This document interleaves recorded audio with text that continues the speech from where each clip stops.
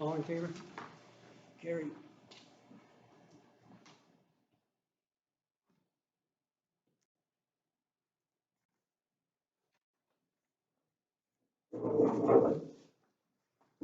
I don't imagine everybody can hear at the back end, so I'd rather stand in the center so if nobody hangs me up on the cross there. I'm going to step up closer to the center of the room there. I want to talk about a couple things there before we start this assessment there.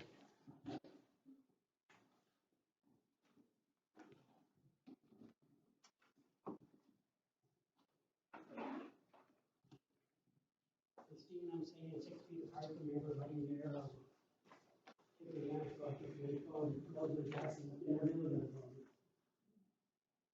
Before we start here tonight there, I know there's having to start off with the money there, everybody gets all excited there. And I'm one of them. Because when your assessment goes up on your house there, you pay more. And when your assessment goes up on your drain there, everybody's going to be paying more. And that's not what we're here tonight there, we start down the screen with each other there. And I know there, most of the people in this room there, they're not here to yell and scream at each other there, we're here to get the facts. So I'm hoping everybody kind of stays calm there. In regards to staff, the staff are not here to answer any questions there tonight unless I ask them there. We're not okay with staff here tonight there, we're out to get the answers there that you guys want there. And then there's another little problem there where I got there, but I'm going to walk by it anyway. We're dealing with assessment appeal there, and I put a conflict of interest in. If anybody knows what a conflict of interest is, you're walking on a very thin line. And most likely I'll fall out there tonight, but as ratepayers in this municipality, you guys start picking up there for what's going on in this municipality. And that's what I'm about to try to do there. In regards, I'm not picking on anybody here tonight there. But Keegan and Sarah there, you do recall I voted against your law addition because in past history it showed me the cause of other problems. And this is a prime example. And under the Drainage Act, you can ask these two gentlemen here, there's a section in there, agreement on shared assessment. And what that means, lot 14 has 4 lots. If you would have, before you sat down there over the coffee table, maybe a bottle of wine or a beer there, come up with an agreement there, and you all agreed on it there, to share 100%, whatever that lot assessment was there, gave it to him there. Council would gave the blessing with the resolution, and it would be no over. It wouldn't have cost anybody in the room. I know when he is there, you didn't know this stuff, but I imagine you read enough of the municipal act there to know what the Drainage Act there. Because that's the trick with there, and that's what I put in my letter there, the trick of this exercise. I'm not here to pick on Taylor Reason, it's a solid piece of property here. So, Taylor, don't feel that I'm picking on you there, and I'm not picking on Dee and Sarah, but I'm going to give you some real hard numbers. Some might argue, but when it comes right down to it, it's money. And when you're talking about money there, that's when everybody gets kind of excited at the table. After this exercise was not the township wishes, Creighton Catholic McKee might be on the hook for $7,000 this year, and there is a cost maybe next year. Galen and Clayton there on East End, this rate might see a bill is up to $4,000 and maybe more next year. Excuse me, Les, where are you getting these numbers from? Would you mind just waiting there, please, sir? And if anybody else interrupts there, I'm going to ask you to leave the room. Mark on the west end of the Creek Green could also see a bill of $8,000 and maybe more next year. Every other person on this grade will see enough increase. Everybody's affected there at the constant. And if there's anybody here that wants to raise your hand and tell me I'm full of BS here, please do. But I can, the numbers I'm going to show you and how I arrived at them numbers here, I will show you. Excuse me. Yes. I'm not going to use those words, but you're wrong. You're wrong, and here's why. If you'd like to finish the floor, would you wait till I finish there, ma'am? I'd like to take the floor when you're complete. Thank you. You will there when you fill your assessment there, and then you're going to be open to video. The township appointed an engineer to do a reassessment of the McGregor drain under section 76, which states bearing the original assessment for the drain maintenance. Lot 14 is where the problem is. Nobody here can say that there was another lot, because I'll get to that in a minute here. Under the original McGregor drain dated back to June 1973, there was only 4 lots, 14, 15, 16, and 17. No other properties were mentioned in the drain. Then in June 1991, it was updated with Tom Monacar added to the lot 17. With a new lot, Tom also remembers getting a bill from the municipality. The work was done on that drain. They cleaned it or did a big again. Maybe Craig can remember and he can tell you what year it was. Also talking to Heather, they got a lot addition to lot 14, which I'm digging into to find out if the rule changed, because in the past there, it was added there, there was rules we passed it through council there. Drains were included there, so whether they changed over the years, I gotta know there, because it's going on and on, and assessments are happening on drains. Back to the drain. In 2020, the engineer goes ahead and adds lot 13 and lot 18 to the McGregor drain, which were never mentioned. Also in 2020, the engineer goes ahead and adds the mandatory drain properties to this drain because they flow into McCormick Lake, which was named before the Watson in some of the maps. And I got the maps back in 1972 sitting up there that shows that there was a creek there. Council asked under section 76 for states bearing original assessments to the drain maintenance. What I just said in the last 5 minutes, Council asked to reassess the original McGregor drain, lot 14, 15, 16, and 17, done back in 1973, and updated in 1991, with 2 additional lots added. Then in 2020, 2 more lots because of the severance there on lot 14. The McGregor drain group boundaries, which Council did not approve. We did not approve there. We approved in section 76 there, and I don't recall, unless I fell asleep at the switch here, we never approved extending the boundaries. This McGregor drain was one of the most important drains dug in this municipality when it was dug in 1973, and here's some of the reasons.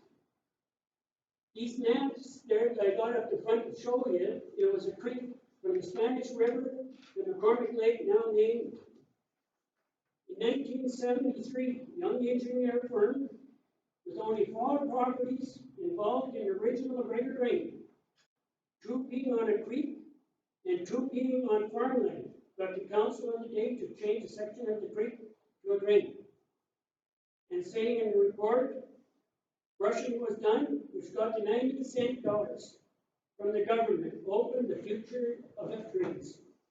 And if you start looking at drains there, it's in 1973 there, portions of creeks were changed to drains there to get the 90 cent dollars to help farmers there in some way. But in the end, there, 50 years later there, the people that are affected with that drains there are going to pay the price. From then on, sections of creeks were changed to drains. Culverts were added, installed upstream and downstream. And I can tell you which ones, one out in Lake Valley and the one in Birch Lake. Ratepayers and councils of the day passed these practices because of the 90 cent dollars.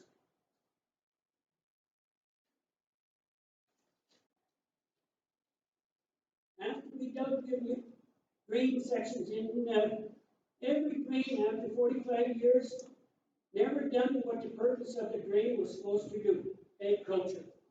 90 cent dollars, the young engineer of the day with council blessing got these practices done. And if you drive around the municipality, you'll see drains there, you think they're ditches, but they're drains and it affects properties from that day on. Now the same drain, the McGregor drain, which we're talking about, is going to open the door again for new practices that council just approved. This drain, after 47 years, gets a new drainage map drawn from the original river drain watershed. We're going to grab lot 13 to the east, lot 18 to the west, and then grab all properties where water flows and maybe doesn't into McCormick Lake, which council passed. This new report also states all landowners on this drain gets their first culvert to be paid for by the drain. Very important. This new report also states landowners on this drain gets their first culvert to be paid for by the drain. Never have I ever seen this in any other drains. The report also goes on to tell every landowner the size they need. Now here comes up the numbers that I just told you.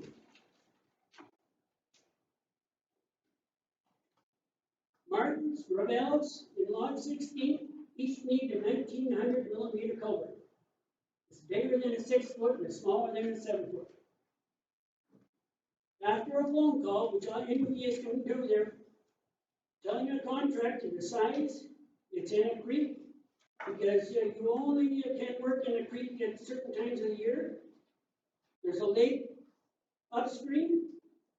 The bottom of that creek is soft. If everybody goes back, you'll see at the far end there. Riprap is needed there because of the gosh darn change in the water. They gave a rough cost of $15,000. $15,000 and it's in. Let's say Propel and the new owner from the south who just bought lot 16 decides to go together this year before that clause disappears and gets it done. With Craig McKee upstream with a levy of 10% on this section of the drain. Class it as a drain, but it's a creek. This cost of $3,000 for getting them 2 culverts, and there's still another one yet to go. Kayla gets a hit of around $2,400 because her percent of this section of the creek or drain. Martin, he gets a hit of $6,000 because he has 20% of this section of the creek. If the Mammoth Road drain does not get taken off this drain, Burns are going to get a bill of $1,500. And if you all know where the Burns property is, it's on the other side of Highway 17. You're saying to yourself there, the numbers don't add up. But here comes the pitch.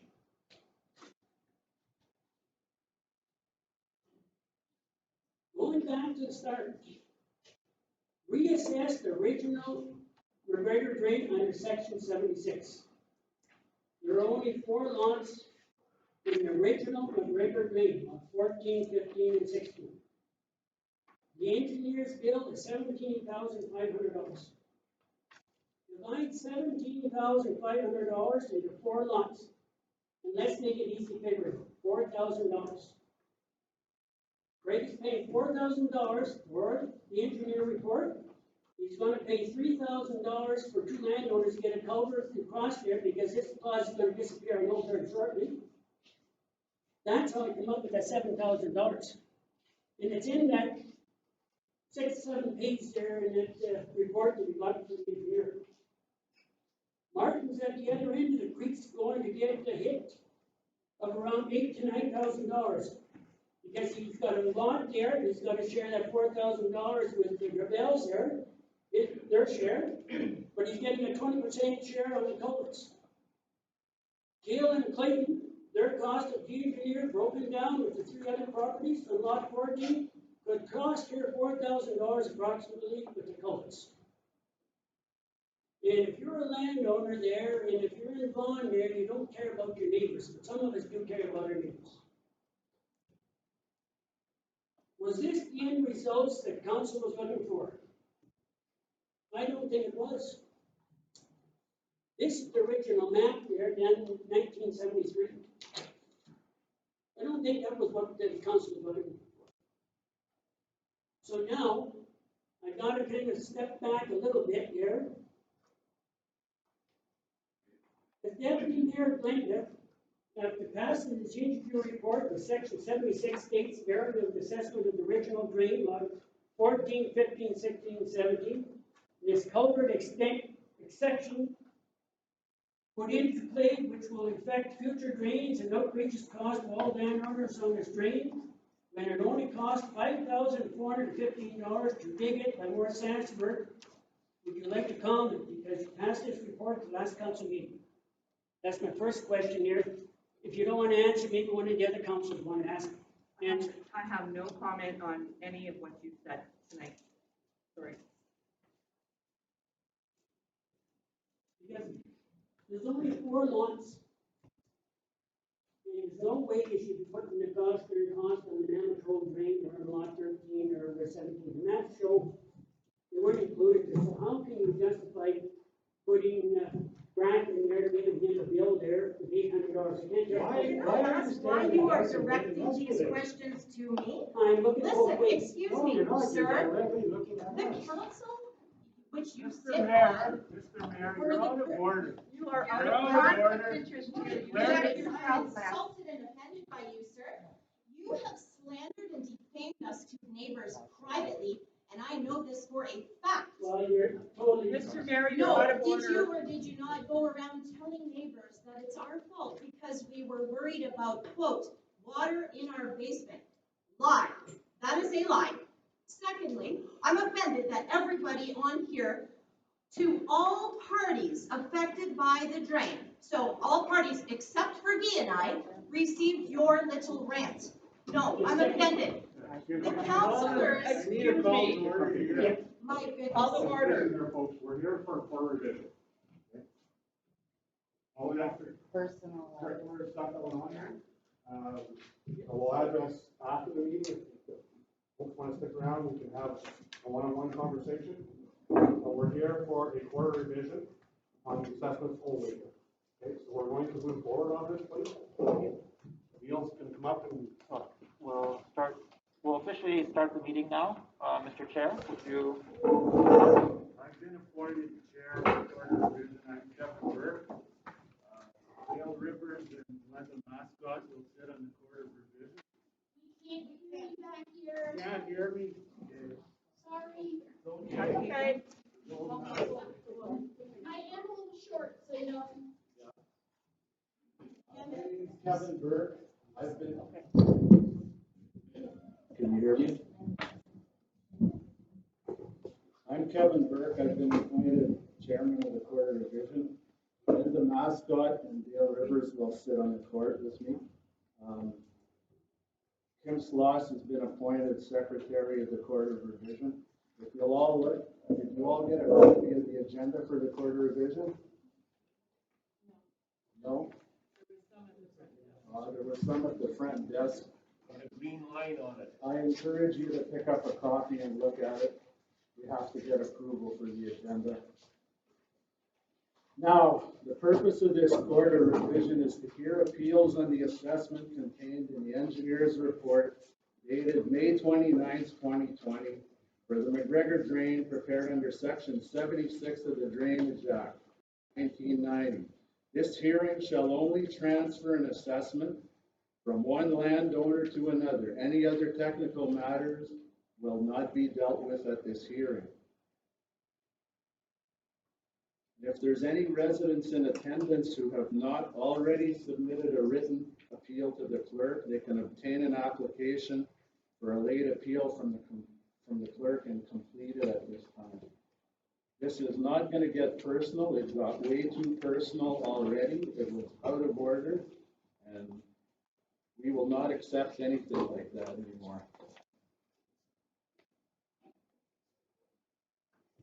Now, I'll give everybody a chance to look at the agenda for the Court of Revision, and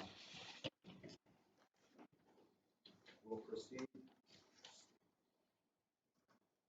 Will I have an opportunity to rebut his claims? No, Because his claims are not valid. He declared a conflict of interest and then proceeded to stand up and make a speech to the floor, and there was no reason for that.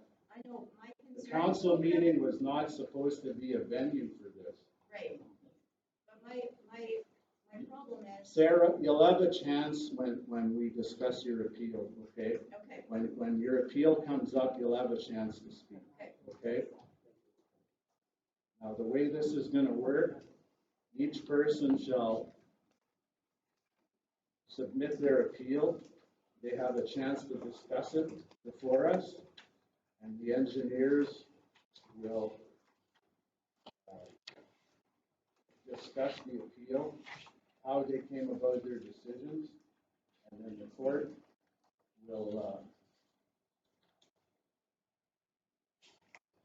will deliberate our decisions, and then you'll all be notified in writing of the decisions on your appeal.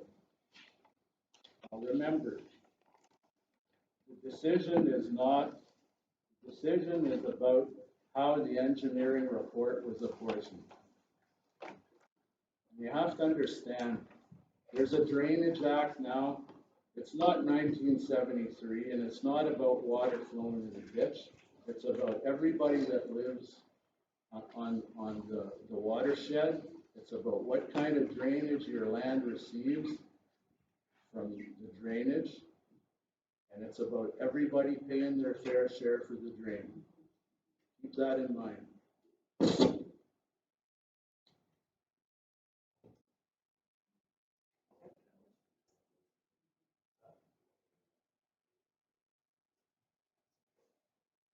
Yeah, the engineers will give a brief description of their, of how they came about the report. Thank you, Chair. Okay, can everyone hear me fine? Okay. Thank you, Chair. I'll just explain a little bit about the Drainage Act, just so everyone is a little bit familiar with it, the entire process.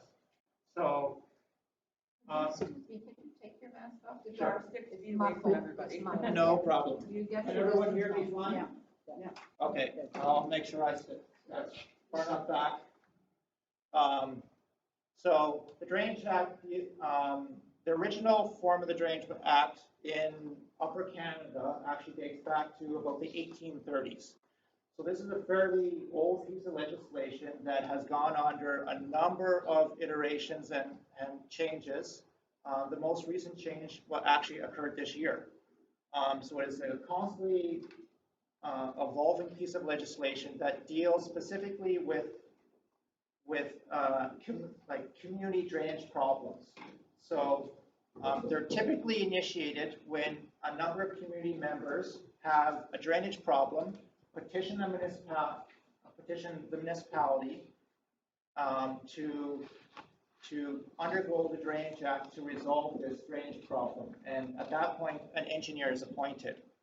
The purpose of doing it this way, it goes to the municipality. They're colloquially called municipal drains, but really they're community drains. So everyone in the community, under the Act, is responsible for a portion of the costs. Now, how that portion is why we're here with the Corps of Revision to figure out. There's a number of different factors that come in to determine how much each landowner pays under the Act. So there's one thing called an outlet assessment, and an outlet assessment is based on sort of the area in the watershed. So it's the amount of water that comes off your land and flows through the drain. Because in Ontario, or actually within the British Commonwealth, an upstream landowner does not necessarily have the right to drain through a downstream landowner's property.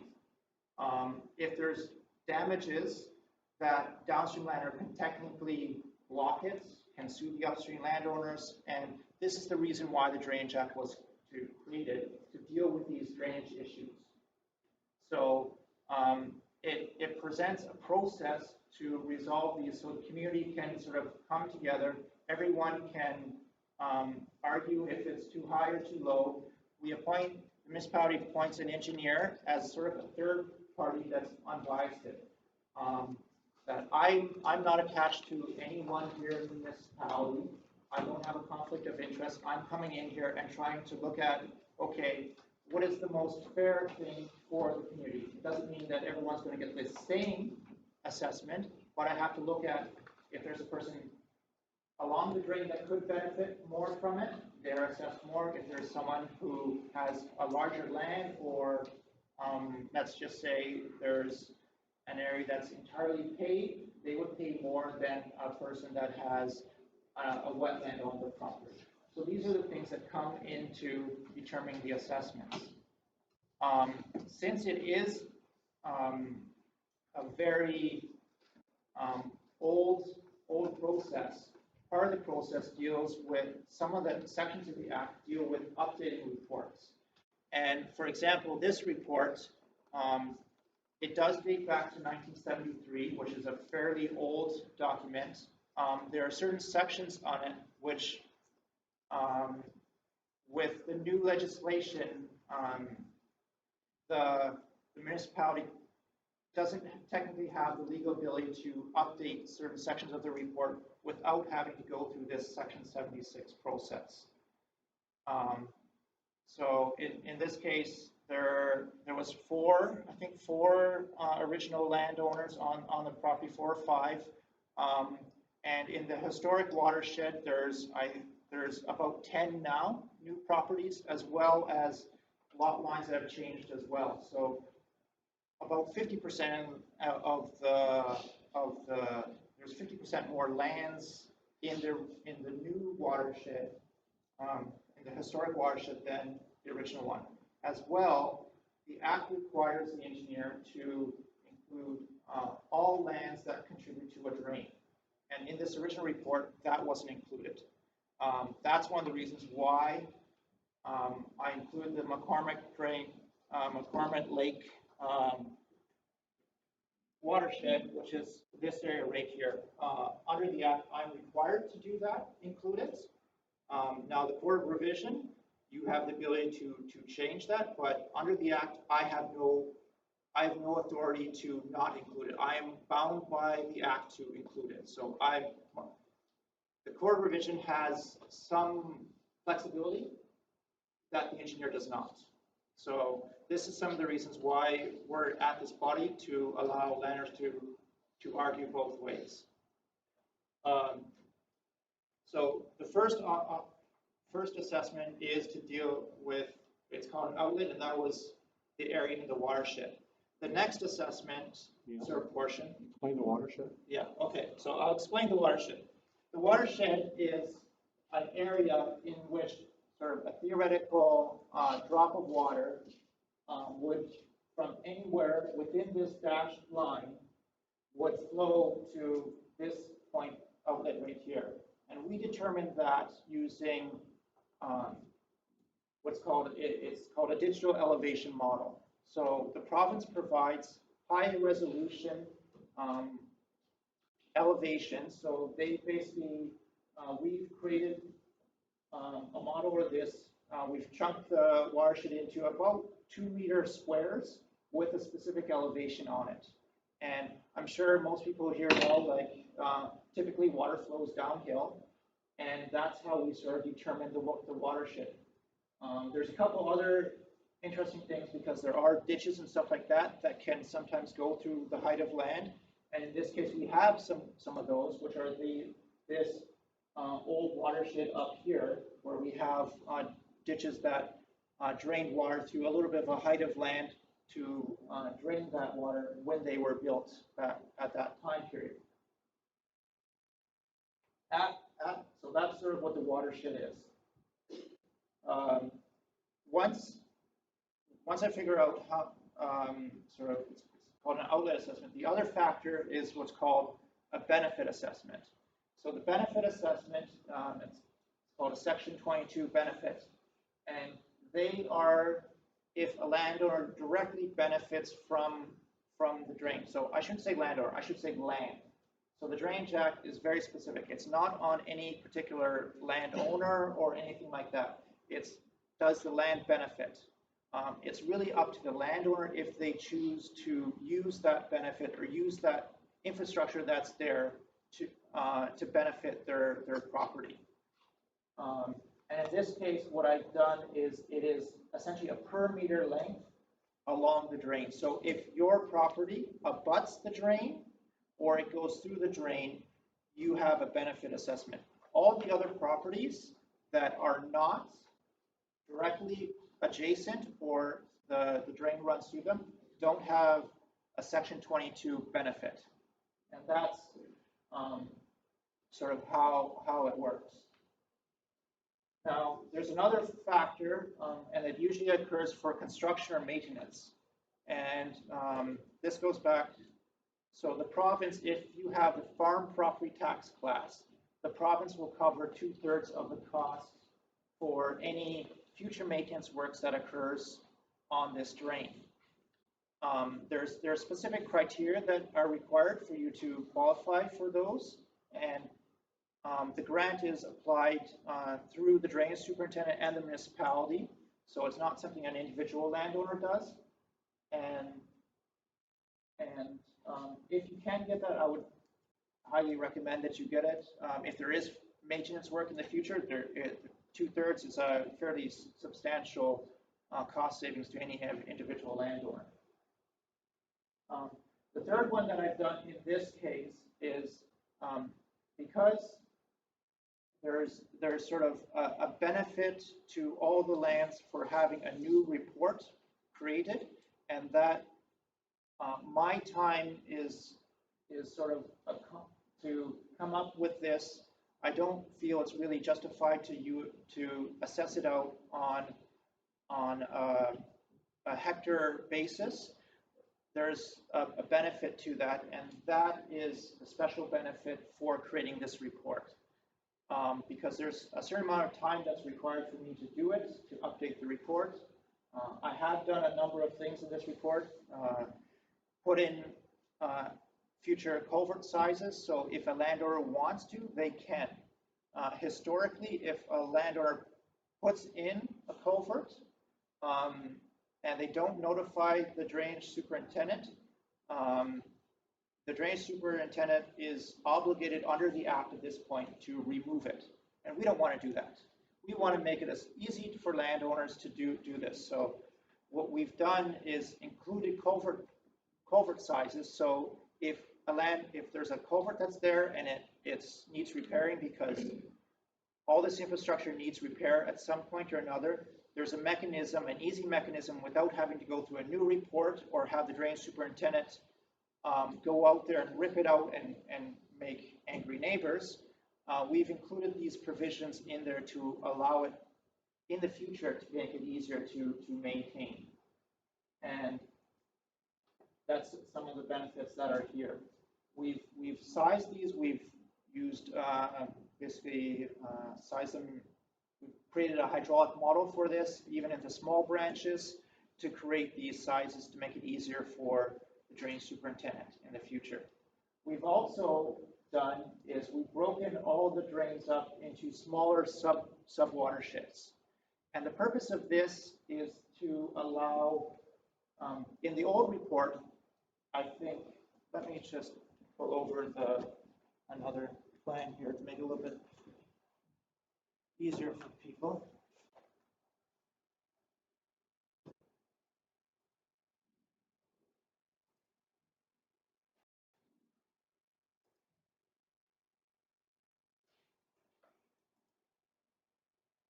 Okay, so this is the very top end of the watershed. And we have 1, 2, 3, and the historic main drain going through there. In the original report, all those drains were included in one assessment schedule. And the problem with that is if work happened here, the drainage superintendent is obligated to use the old assessment schedule, so landowners over here who aren't on it would get assessed. And that's not fair. That's not the spirit of the Drainage Act. The Drainage Act is if your land or you directly benefit from it, you pay, and that's the only time you pay. So if work occurred up at the top end here, only those people would be assessed, not everyone in the watershed.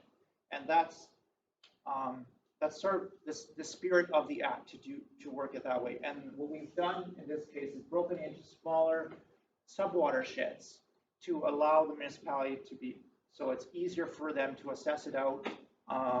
And so it follows sort of the spirit of the act.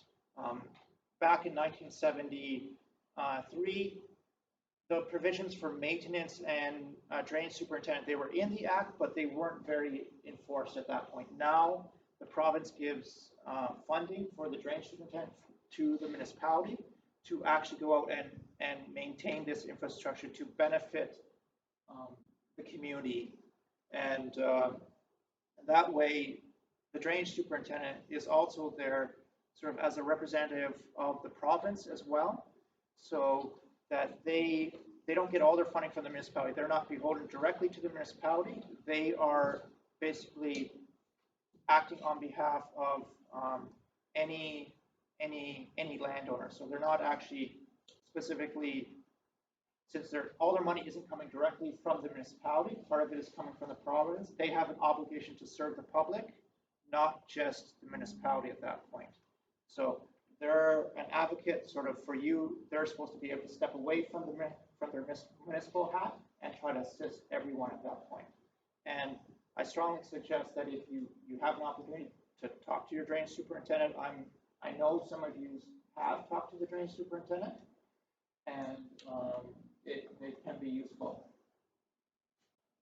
So in general, what I've done in this case is I've broken the watershed into smaller watersheds. I have for each interval an outlet assessment and a benefit assessment, and those come together to create your total assessment. And then I've also created a percentage. So, and this assessment is for future maintenance only. So, and I've heard in this municipality, it is only at a request basis. Is that correct? I'm getting nodding here. So it's only if a landowner requests work that they would go in to maintain it, and that's the only time that a cost would be assessed out. And I don't know when the last time you've actually done maintenance on this system. It's been, I've heard a number of years, probably over 10 years. Don't quote me on that. I know it's been some time.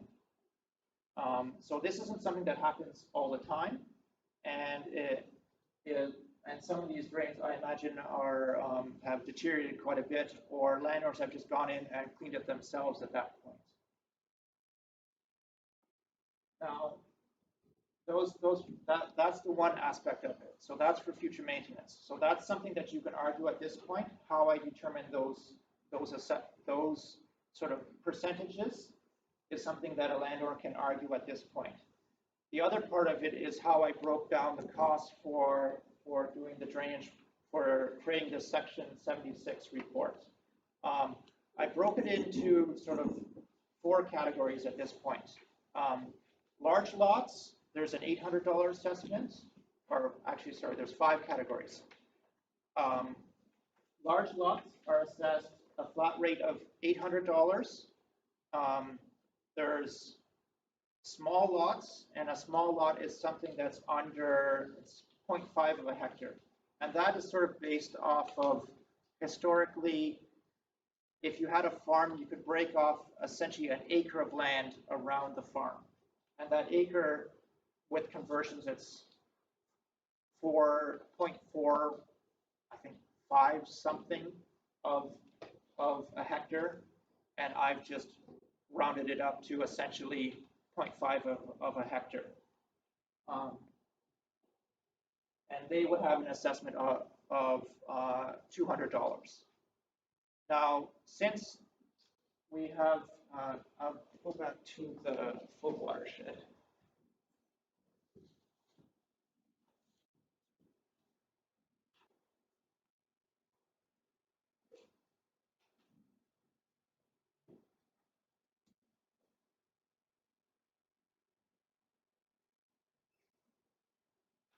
Since the McCormick Lake watershed wasn't included in the original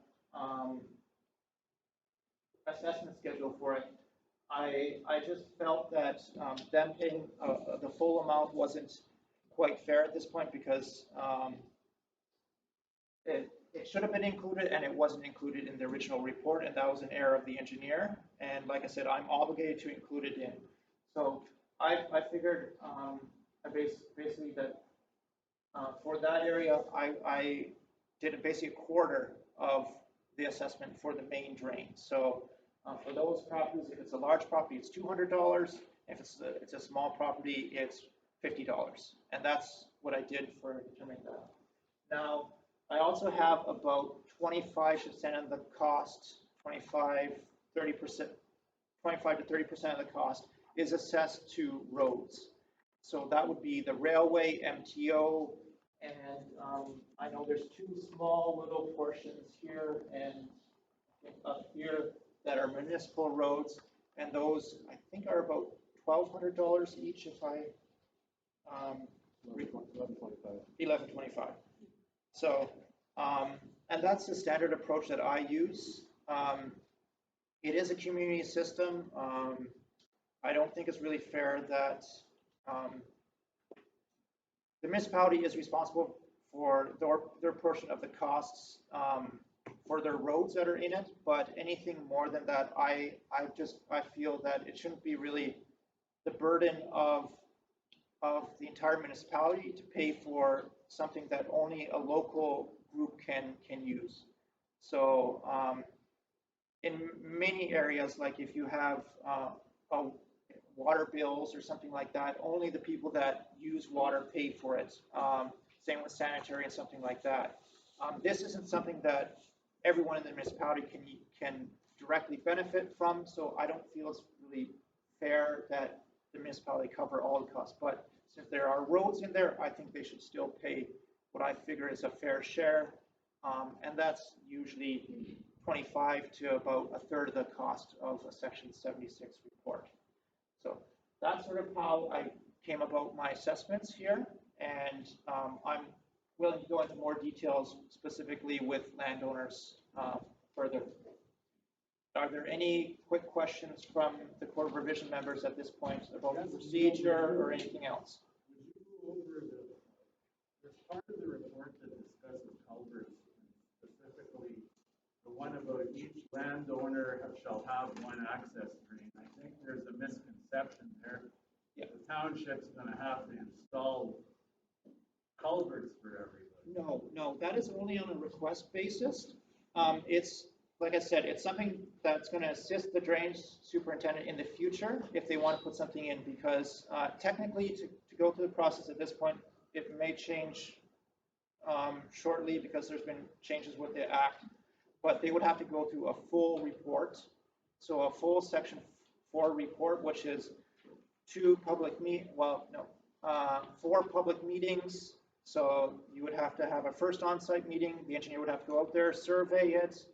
You'd have another public meeting, and then you have a consideration of the report and Court of Revision as well. So it's a very extensive process to go through that. And with this one, it's a little bit easier for the drainage superintendent. There's already a size we need. We don't have to go through that. And if the landowners want to put it in, they can put it in. And I've already broken up how it's to be broken down. And the one culvert on each property the province only covers grant for one culvert. So if you need multiple culverts on the property, the province doesn't cover it. And that's why it's set up that way. But it is something only if a landowner requests, and not something that the municipality is obligated to put in or anything like that at that point. It's more for the convenience for doing any future work there. And that's what the purpose of this is to make it easier to do future maintenance on this drain and to maintain it if requested by the landowners. So the maintenance of that culvert will be the responsibility of the drain. Well, not necessarily the installation. Well, it'd be a 50-50 split in this case. So 50% of would be to that landowner and 50% would be assessed to the upstream watershed. For the installation? For the installation as well, yes. And it's only if that landowner wants it. I have a question. With the 4-step process that you just said, that to even just request a drain, and you have to have your 4 meetings and all of that, does that same process of letting everybody know that there's something afoot, that there's a project that's coming on, that there's a future expense, is that the same process for any work done on the drain? Or can people just decide that without letting anybody else know? So, under the act, the first on-site meeting, not everyone in the drain is necessarily invited to that meeting. The second meeting is typically a public meeting, and everyone who has an assessment would be informed about that meeting, and the subsequent meetings, the consideration of the report and code revision, everyone in the watershed would be notified for that point. So within those meetings, say we're the group, we get invited, do we get to say, no, that's outrageous, too much money, don't want it? There is ability in there to do something like that, yes. So the power gets put back into the hands of the people who are actually paying for it. Is that what you're saying? Well, within a certain amount, yes. So, if a specific landowner wants a new culvert and they say, okay, once you take a look at the cost of that culvert, that's too much, and they don't want it anymore, then it can stop. They can sort of stop the process at that point. But if they still want to go forward, it will still slowly move forward. So it would be the person that's requesting a culvert or any work done, they actually have all the power to say, I want this, I don't care what it costs, we're moving forward, even at the expense of everybody else, and everybody else doesn't get a vote in that. Well, they don't get a vote, but there is an opportunity, like I said, through these process to, if they think that they should pay less and that landowner should pay more, they can advocate for that at that point. But to stop the process at that point, you can't really do it. So it's the person that's requesting it that is sort of pushing it at that point, yes. But taking lot 16 example, if you're putting in a culvert there, and 99% or 90% of your property is on the south or north side of the creek there, you're pretty well chances of getting a culvert there pretty good, right? So Lot 16 there. lot 16 right here. So Yeah. lot 16 wants a culvert. Yeah. And they're willing to cover their 50%. Yeah. And we go through the entire process, and the court of revision agrees to keep that 50% at that point. It could, with the old system, yeah, it could go forward at that point. Now, So Gravel's there, and Craig could pay their 20%, 10%. My suggestion would be, if a landowner wants a culvert, okay, you have the report, you have the sizing. If the landowner wants to put it in according to the proper specifications, that he would pay for it, and it doesn't have to be a brand new culvert, it can be a used culvert, okay? So I kind of stretch it a little bit with the Drainage Act, okay? If a person's going to benefit from that crossing, I kind of, put the cost onto them. and that's why they pay 50% of the cost right off the top. So you said it was a $15,000 culvert was in your example. Yeah. They could be paying the initial $8,000 for that culvert. Yeah. And the reason we want them to, one, contact the drainage superintendent because and go through this process is because we've had cases where a landowner would go in and put a substantially smaller culvert. So put a 2-foot culvert, and what it ends up doing is backing up water on the upstream landowners and causing all kinds of problem and grief. Or another thing they will do too, they'll say, oh, it's a 4-foot culvert, I'll put in two 2-footers. Well, two 2-footers is the equivalent of probably about a 3-footer. A 3-footer, yeah. So it's undersized. Yeah. So it's a guidance. Also on drain maintenance, now you guys been doing this for a while. If there's anything substantial, okay, it comes in as a request. As let's say a beaver dam or something like that, it's going to be a very cheap cost. Okay, so we're just going to notify the owner where the beaver dam is coming out. Now, if somebody asks, well, I want a whole drain clean out, then what we do is we'll go and get, say 3 quotes. We'll run it through the schedule. We'll send it to all the landowners so they know what the possibility of doing this is, and then we can have a public meeting and discuss it. And we can either downgrade it or maybe come out to another solution. We're not here to, ram this down people's throats. Like, we're here to work with people. Yeah, but this has never been in reports before there. You got your culvert there, and that's my concern there. I don't want somebody to pay for a culvert that I put in or somebody else put in. If you're gonna put your culvert in, you should absorb the whole cost of whatever you're doing on your property. And I agree with you. Okay, and most people will do that. Most people that want a culvert or whatever will do that. And they'll come up with a used culvert or whatever. Like, that's generally how it works in all my municipalities. But it scares me when it's in the report there. That's the trouble. Well, Neil's obligated to, that's part of the Drainage Act and legislation and whatnot, and he's bound by that. But I try to work it, I mean, I stick handle around, I grew up on a farm, okay, and I know how hard it is to come by with money, and so I try to work with people and come up with good solutions. Yeah, but the trouble is, there's so many moving from southern Ontario there, and I was scared there that somebody's gonna buy a piece of property and try to get to the other side, and then every landowner's gotta pay.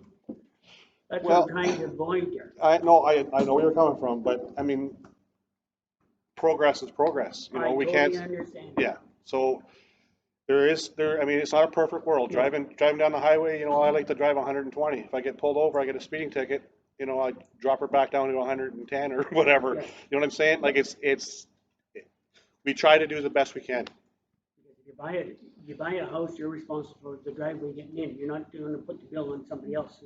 That's an example there. I don't like people have to pay for something they don't even know about. Well, we try to do that. That's what I try to do as drainage superintendent, as a municipality. Somebody wants a culvert, they ask for it, go out there, what size do you need? Then I'll come back to the municipality and ask your public works, do you have a 4-footer kicking around? A half decent one? And sell it to the landowner for cheap, and if they have the ability to go hire a contractor that they know or whatever, as long as they follow the specification, put in the proper size and the proper elevation, I'm all for it. Yeah, but I know landowner had to cough up $1,500 for a culvert that was put in a drain there. That's what I don't like there. But that's legislation. It's just, in Southern Ontario, I know, but I know, it's a tough one. It's a very tough one. Yes. So, after this, like I said, that's my overview of how the assessments were determined. Core Vision will hear any appeals or any questions at that point. The two areas that they'll hear at this point about your assessments is the maintenance assessment, if your proportion you think is too high for a specific interval, or how the cost of the report was broken down. And if you do think your cost is too much, say who it should be assessed to instead, because they can only transfer from one landowner to another at this point. So, okay. Very good. Thank you, Neil.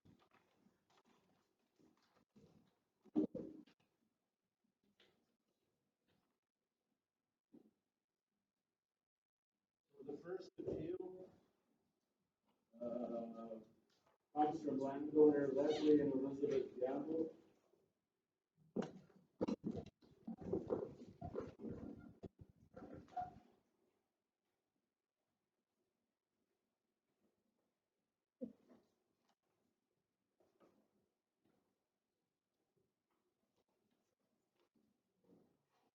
under the appeal process there, you can appeal it for if it's too high or too low, or you can put it onto roads. And nobody wants to put cost onto somebody else there. I mean, you've got water coming from the lake here, you've got everybody on their side here. It runs through private property there. That's where I got the concern there. You can't, I don't like charging somebody for water running onto my property there from somebody else, and you said there that that's natural, you gotta take that into consideration. But all of the landowners north of the lake there, if the lake goes up and down there, it doesn't affect the drain. So I have a problem there with including them in the drain there, especially when it runs through my property. The $800, that's not the problem. The problem is I don't want everybody assessed there for something that runs through my property. And I don't know how you can rectify that. Especially when it's a creek there, and from my property to the lake, it's a creek there, and then the lake. So, and young fellow says there, well, I assessed it $200, but that's not my concern. If the water flows there to that lake there, the two landowners out there, we don't care. But that's our problem. We don't want somebody else to pay for the water running on our property through. So how can you, and I don't want it, that $800, somebody else picks it up or whatever the cost.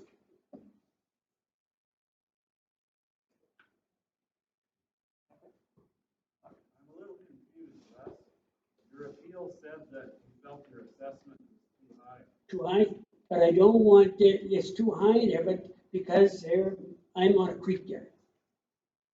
And my creek there runs to the lake, and the water there runs in there to the lake there and goes to my property. So it's too high there, but I don't want everybody else to pay there because it's running in my property. I'll take my hit for my property, but I don't want people paying there because the water runs into that lake that runs to my property.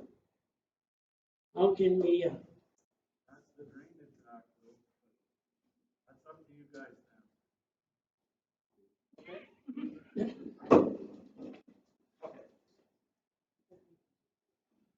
So another thing that I've done is, because this lake would moderate the flow of water that would go through this little section of municipal drain down there, I've assessed all lands in that area at a half rate. So some of these properties here, they would be assessed essentially at a quarter rate for the outlet assessment. So the volume of water that comes off those lands, I've assessed essentially a quarter. I've factored the area down by basically 75%. And that's sort of an acknowledgement that yes, it has to flow through this lake, and it's going to reduce the peak flow coming through, as well as this right here is a natural water course, and it would moderate any flow that comes off of it. So, and those lands here would only be assessed for this portion down here. So if there's any work that happens up at this end, these landowners over here would not be assessed. And if I recall, in the historic report, I think the lands down here, they only did a ditch bottom clean out at that point. And most likely, if there's beaver removal or something like that, that's what they would be assessed for at this point. The area in the watershed, this watershed boundary, like I said, I used a digital elevation model to get it. I'm fairly confident in it. How old is that elevation model? It is I think 2016 or 18. Okay. And it's 2 meters? Oh. 2 meters.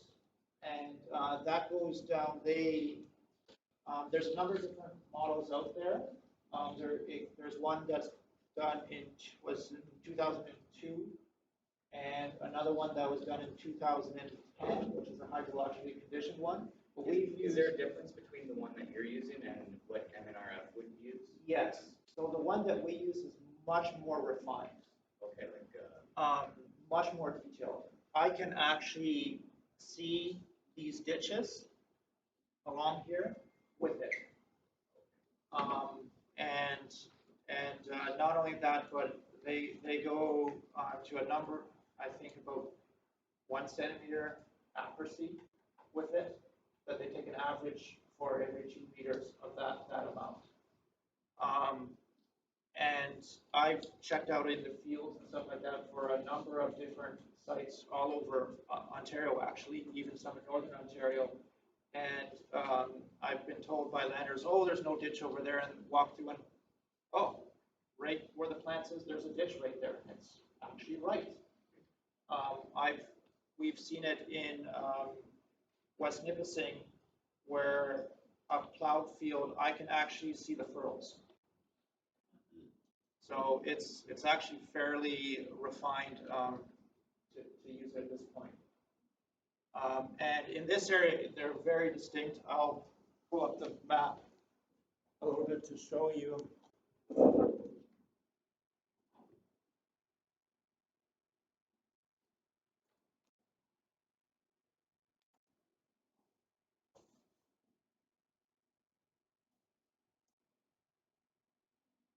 So this right here is essentially a rock ridge. The top red is lowland, and as it gets higher, it goes to actually blue color. It is it's where the highland is. So, and I can see out in this area, this right here, you can actually tell where the field actually is because they've spread it out and done stuff like that. There's a little ridge along here. This right here is an existing municipal drain that runs through there, and we can actually tell that it's a municipal drain right from the data. Now, if there was any blockages in a ditch like that, would that be shown? Sometimes it does, sometimes it doesn't. But in this case, this is a municipal drain as well, and I assume that they're supposed to be maintained, and I follow those historic plans in many cases. So if there's discrepancies between the two, is that the? Well, a blockage at this point too, if there's a ditch there, they should be cleaned out on a frequent basis, so. Like by the homeowners or No. landowners or the actual municipality? Yeah, it's a municipal drain, so the municipality is obligated to maintain it, but the costs then are assessed back to the watershed at that point. So a municipal drain, like I said, it's more of a community drain. So the municipality is where the process occurs, and they're obligated to do things, but they're then obligated to assess that back to all the costs back to the landowners at that point. So it's sort of the venue in which the process occurs. They're not really in charge of any of the process for it. So any decision that the municipality makes, there's always a further appeal body, which is either the tribunal or a drainage referee, which is above the municipality. I'm just wondering if there was a blockage that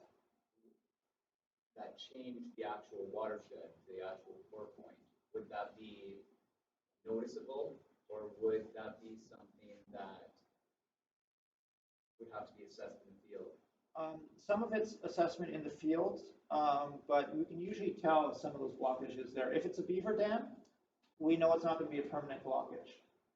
The permanent blockage would be something like a landowner putting fill or something like that. And you can actually, like I said, down here, you can tell that the landowners have moved soil around at some point. So things like that we can see. Like I've been able to see like mounds of dirt that contractors have left in specific areas, and those are very distinct.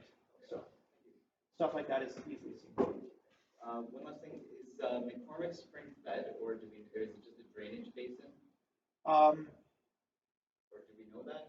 So what it would be, the soil in this area, I did actually have soil maps in this area as well. I would have to look at those. But judging that most of the McCormick watershed is, I would call it wetland at this point, and forested, I would suspect from the bedrock, I don't think there's going to be very much infiltration through the bedrock. So I don't think it would be terribly spring fed. Most of it, I would imagine, in this case, would be just the slow water that migrates through the wetlands at this point. And So, that's one of the reasons why all that land is assessed at a reduced rate, because of the existing land uses. Okay, can we carry on, call the next appeal? Court calls on Douglas Bracken to present his appeal. Douglas Bracken. He's had a video here. And then the court called Daniel and Danica Gravel to present your appeal.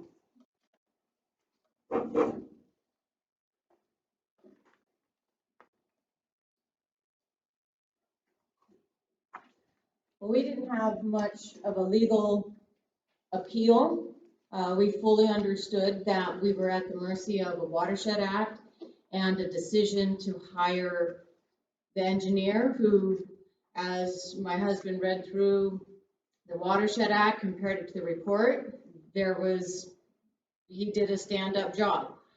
Our appeal, all I could go on was the emotional side of it and how upset we've been that all of this transpired without one word to let us know that we were facing a potential $800 bill. Even the fact that we only have 1 hectare of drainage going into a creek and we're paying the $800. Okay, so we understand the numbers, that it's at a 0.5, we're at 1. We're paying the most for the least.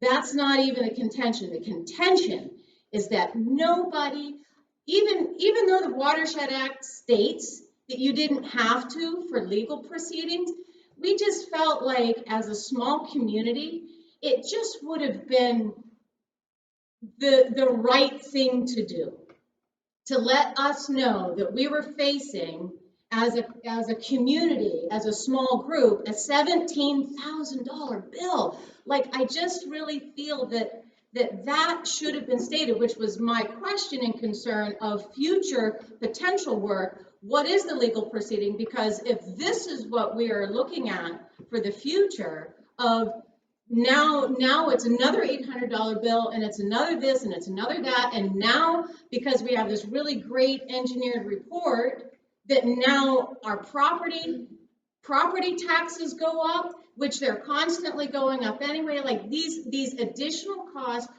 this is our concern, this is our upset. Like I said, we don't have any legal grounds here. We understand that we're at the mercy of a system, but we do feel that there should have been some respect to the landowners on our behalf, simply because we're footing the bill. So I don't have anything on the 2 parts that you guys said, we're only dealing with this. My whole appeal was the emotional side of it, because we've been upset just at the lack of respect for the landowner in this regard.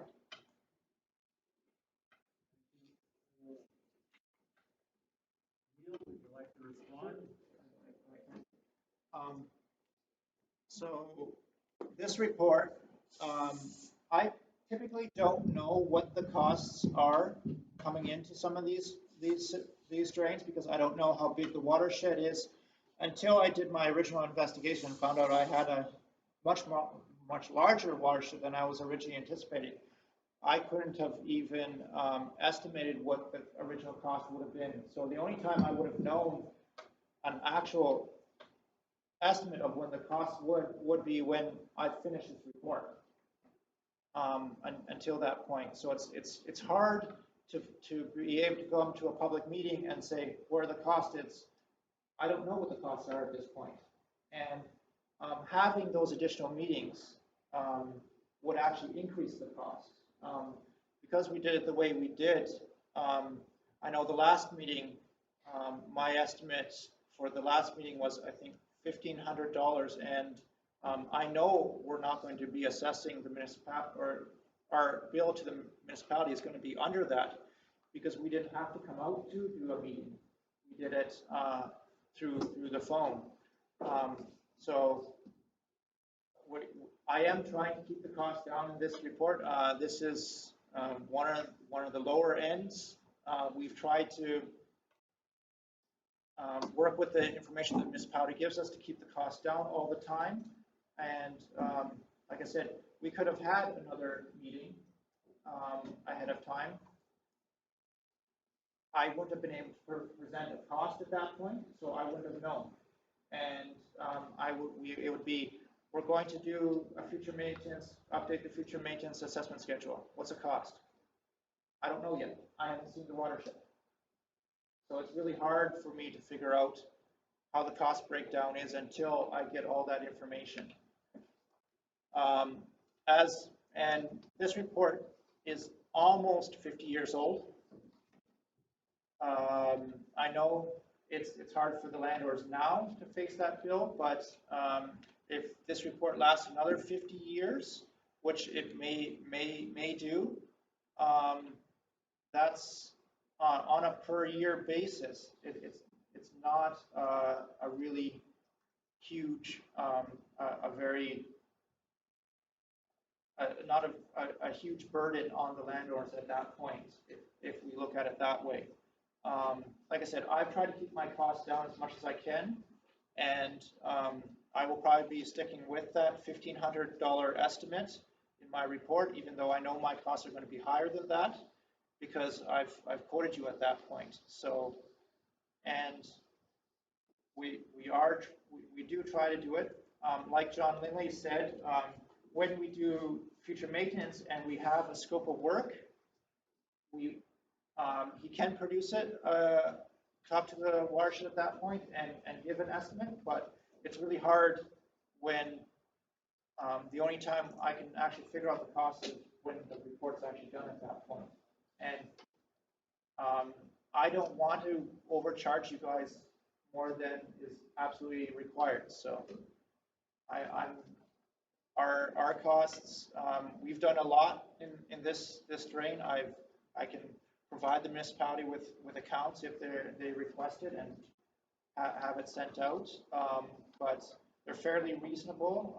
I know as an engineer, my charge out rate is typically, as a drainage engineer, less than other engineers, and we are constantly trying to keep our costs down and utilize more current information and more current technology to make our costs less.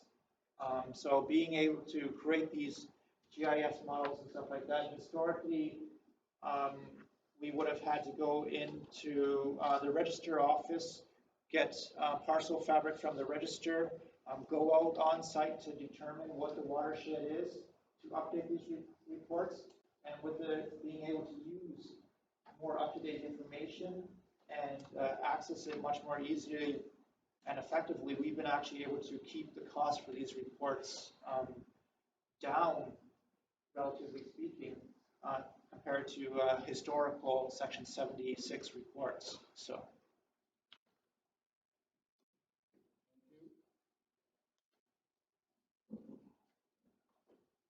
Court calls G and Sarah Constantine to present their appeal.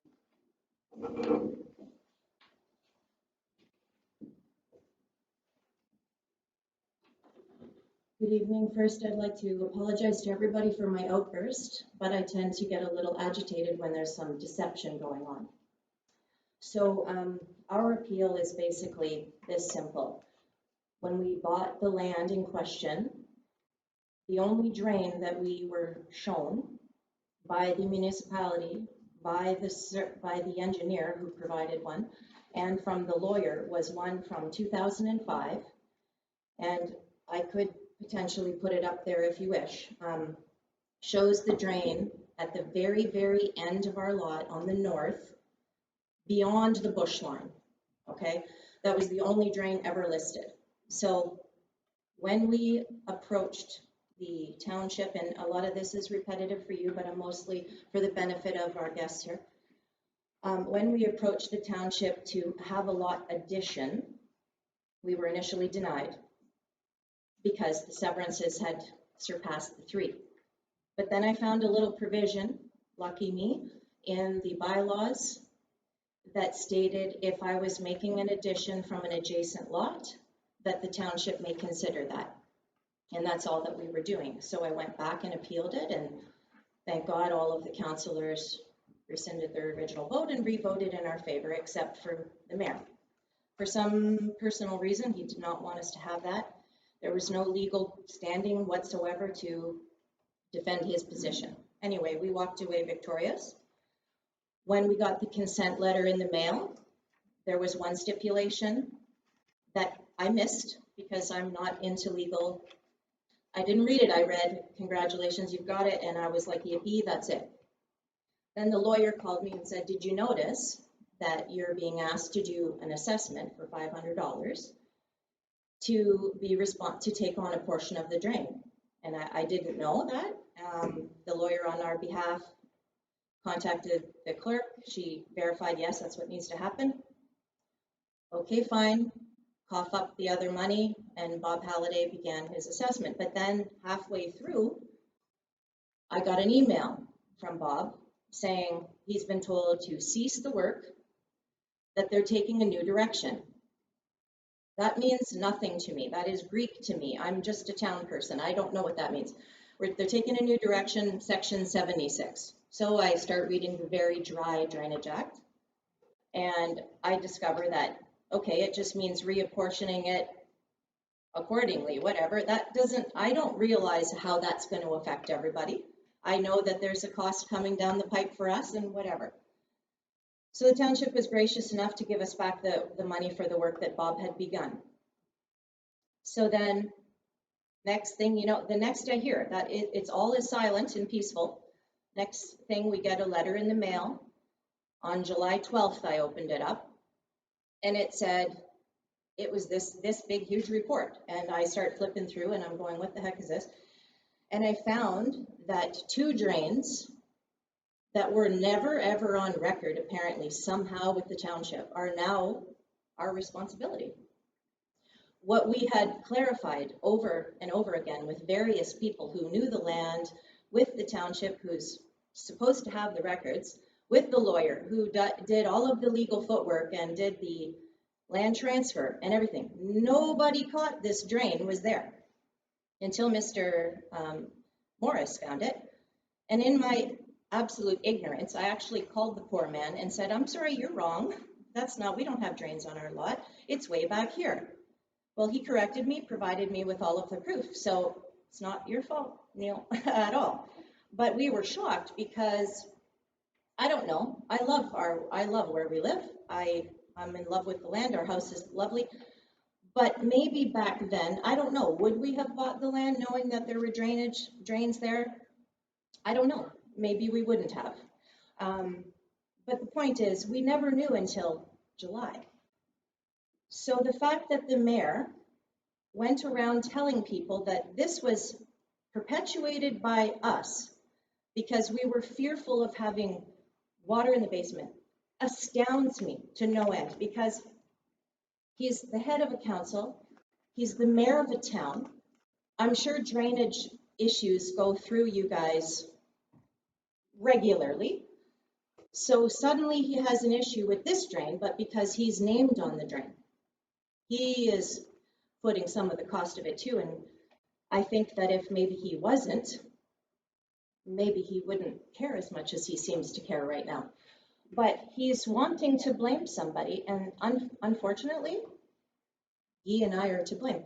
And I did speak to a few councillors, and one of them said to me wisely, you are guilty, Sarah. You're guilty. You're guilty of buying a piece of land and adding it legally, rightfully, to your land. That's what you're guilty of. And that's it. Anybody in here knows what it's like to go and try to obtain land, buy land. You're the proud new owner of land. That's all we're guilty of. Section 65, Section 76, Section, I don't know, whatever, that means nothing to us. Had we have been able to go with Section 75, like the mayor said, oh, we had a bottle of wine and making all these jokes, no, it was nothing like that.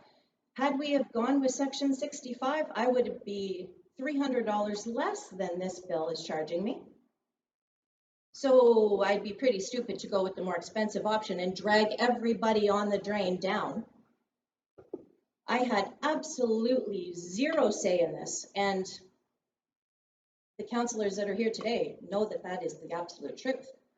There are meeting minutes, there are agendas. I have letters from the township. I have emails from Tulloch Engineering, all to substantiate my claim. This is not our fault. It was a legal stipulation that was put into purchasing the land, and unfortunately it snowballed because there was information missing for years. Somebody somewhere from 1973 to present day dropped the ball on this, and now we're all paying for it. But yes, he wants to blame me, but the only thing I did was win my appeal according to our rights to have a little bit of acreage added to what we already own. And that is what started this whole thing in motion. And Mr. Mayor, you know that to be true. You sit in the council chambers with everybody. It's discussed. So don't act shocked and appalled and try to say that this is our fault. It is not. You know darn well we have zero clout when it comes to this. In fact, we didn't even know that was a drain until July. So why on earth would we ever approach the town and say, we don't want water in our basement? In fact, our house wasn't even built when Neil did the assessment. It wasn't even on the land. It didn't even start until June 1st. So none of that works. I have all the proof in this folder if anybody wants to see it. But I don't want anyone, it was explained to me recently that if we win this appeal, which I didn't know at the time, if we win this appeal, we might be granted, not having to pay the fee, but then everybody else in here has to take on the cost of it, which I won't have. That's not who I am, contrary to what someone else might have you believe. But no, that's not us. We and I are totally willing to pay the $800 because Mr. Morris has already done the work, first of all. How would that be fair? So we'll pay that. But what we would like, in light of the fact that information has been missing, we were wrongfully advised over and over again. We have documentation contrary to what this shows. And because we ended up in this situation through no fault of our own, we would like to abandon the drain. That's what we would like to have happen. I don't want this looming over my head. I don't want somewhere down the line someone to say, so yeah, we're going to do $5,000 worth of work on that drain and you're going to pay for it. No, thank you. I think I can't live in peace thinking that that could possibly happen. I mean, the trees are as old as I am and they're like 75 feet tall. So clearly no work has been done in my area for a long time. But it's possible that it might. And I don't want that. And so because we entered into this completely misinformed and completely in the dark until this was brought about, we just want to forget that that drain ever happened, because clearly it doesn't seem like an essential piece of infrastructure right now, as far as I can tell. But yeah, we'll pay our portion, but we would hope that you would kindly consider how going forward this is going to impact us, and because it's not our fault that we weren't aware, that maybe that would work in our favor a little bit. Thank you very much. Sarah. Pardon? No comment. Neil, would you address abandoning the drain?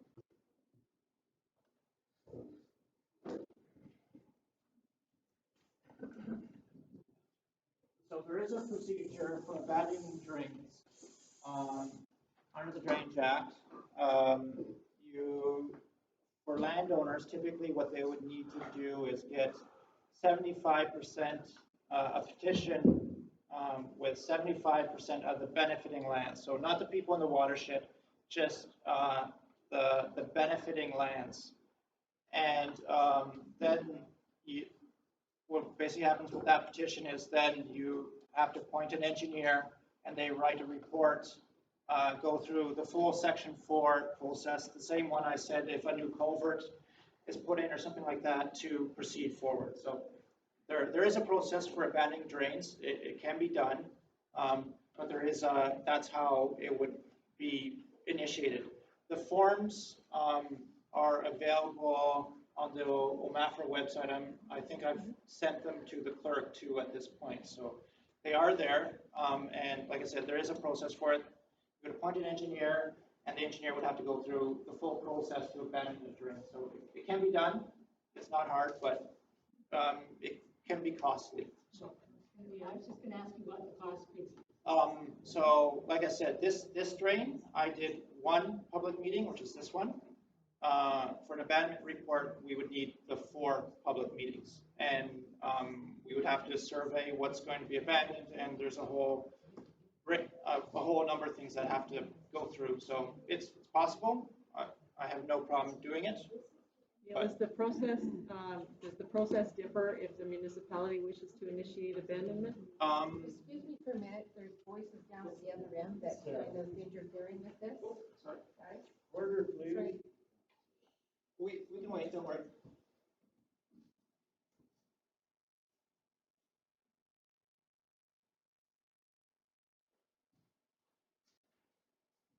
Sorry about that. No problems. Yeah, it is a little bit of a different process to do it if the municipality wants to do it. But there still is a procedure for them to follow for them to abandon the drain. So it can be done. But like I said, typically a report is required and stuff like that, so. Now, when you abandon the drain, what happens if things get backed up? It's a private landowner dispute. You have to either get a lawyer or re-petition for a municipal drain, so. Thank you, Neil. I just have a quick question. Who would be considered the benefiting landowner? You said that not everybody in the drain, but only the benefiting. Who's that?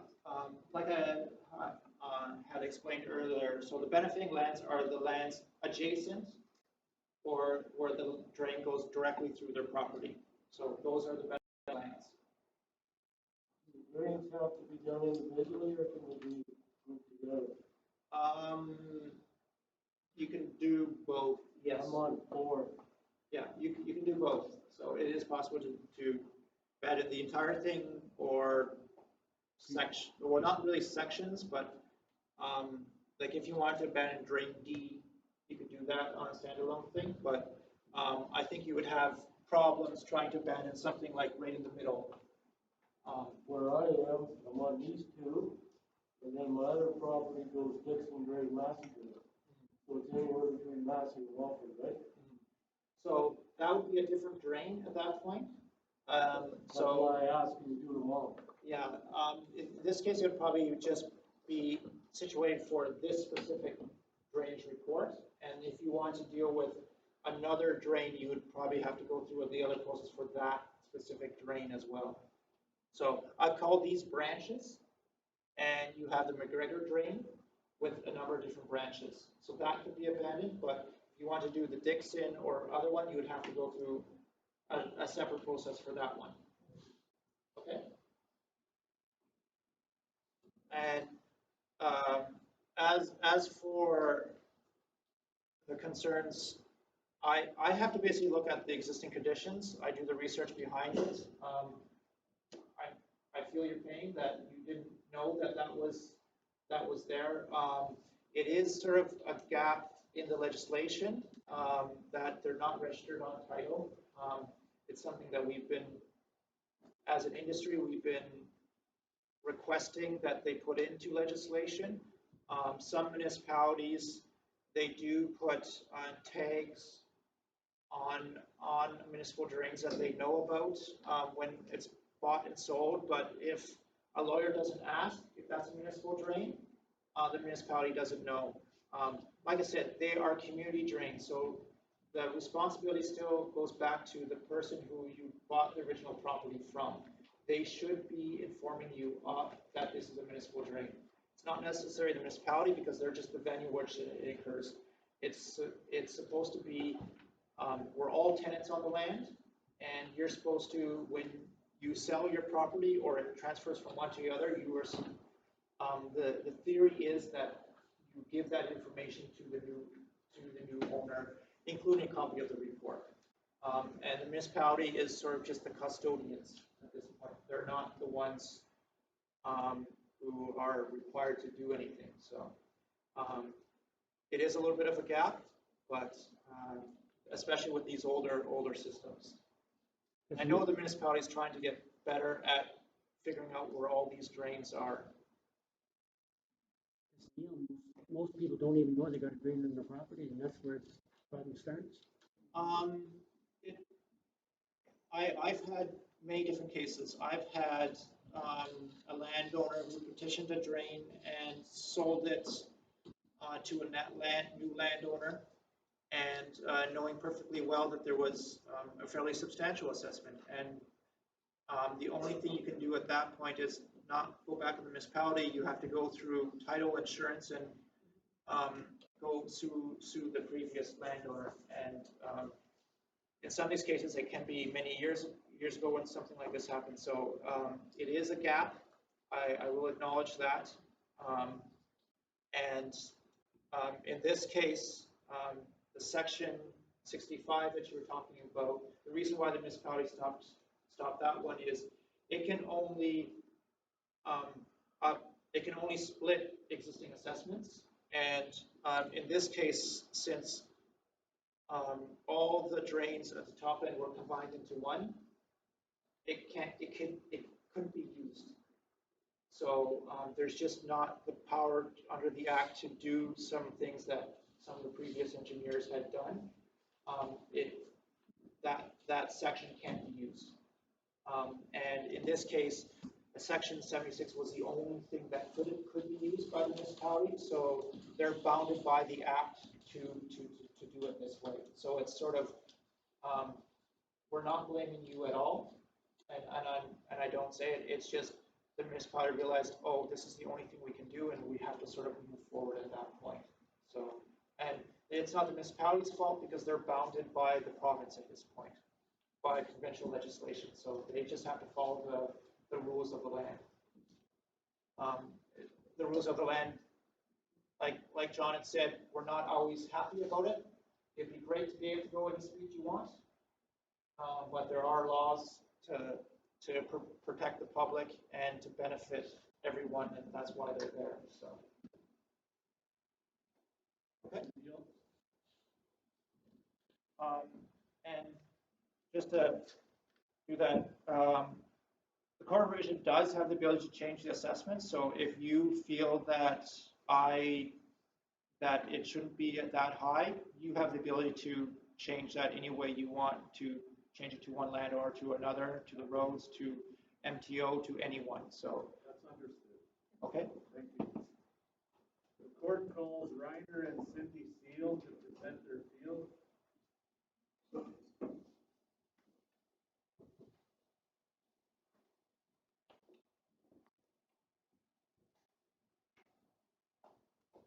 A little bit short, that's not gonna work. We can hear you. No, I'm good. So I think really what ticked us off is we weren't asked, the engineer report, we weren't asked, like, to get a letter in the mail saying, we need to pay you $800. Well, for what? Right? So nothing's been done on any of the work.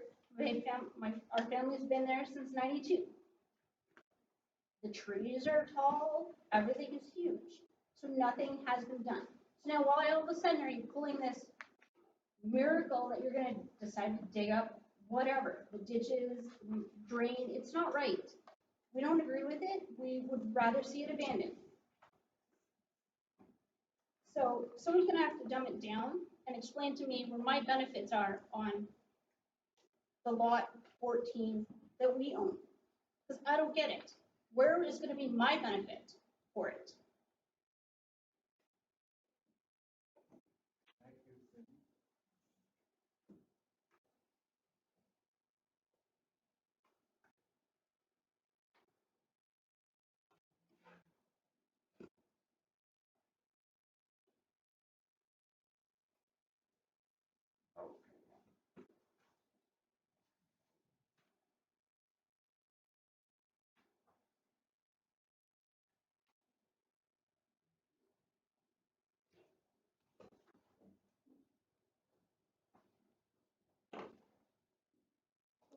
In the report, it's in the enlargement drawing, drawing number 2. I think this is your property right here. Yes. Yes. So you have one section here of the drain that goes through your property, this section from here to here that runs on your property, and this section right here that runs along your property as well.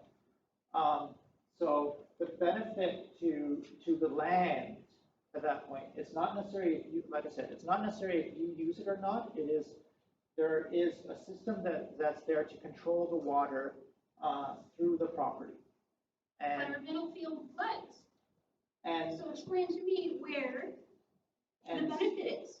and if it's maintained, like if it was maintained, that's what it's designed to prevent that from happening. I don't know when it's been maintained last, and it doesn't sound like it's been maintained for quite some time, but that's what the benefit is. And like I said, it is a benefit to the land and not necessary to the landowner. So a landowner can choose to use that infrastructure there or not. So, but it is still there. It's there to control the water that would flow through that drain. It's there. You can access it. You can tile your land to that drain, and tiled land, there's usually about 30 to 50% crop yield increase, and those are some of the benefits that can occur by having proper drainage. Buildings and stuff like that, having proper drainage around the foundations and stuff like that is definitely a benefit to the land. And so there are like a number of different benefits to the land by having proper drainage here. Now, it's not saying once these drains are in that all the water is going to instantly come off your property. A landowner is still obligated to, once the infrastructure is there, is to connect to it. That's their own responsibility. And these systems are typically designed for what we call a 2-year storm. So you basically have a 50-50 chance of it overtopping its banks every year. And the reason for that is to design a system that's, it's basically a cost-benefit ratio that we look at that point. So to design a system that can handle massive hurricanes and major storm events would be so large and too expensive. In rural areas, if the land floods for a little bit of time, typically, I think it's 18 to 24 hours is what we look at for crop yields. That if it's longer than that, it would negatively affect crop yields. So that's where that 2-year design storm comes in. But it is there. The benefit is basically a per meter length along those sections of the drain that your land benefits, and the benefit is that you have access to that infrastructure to improve your land and benefit and use that benefit. So does that mean I get two culverts then? Because if it's going this way and it's going down the other way on my property, does that mean I get 2 culverts then? Well, these ones are, this one and this one right here are on the property line. So if you wanted to put a culvert to go onto your neighbor's property, potentially that could happen. You would have to have a discussion with the drainage superintendent if you want to do that. But you could potentially put a culvert in this section here, and that is something that's available that you could avail yourself to.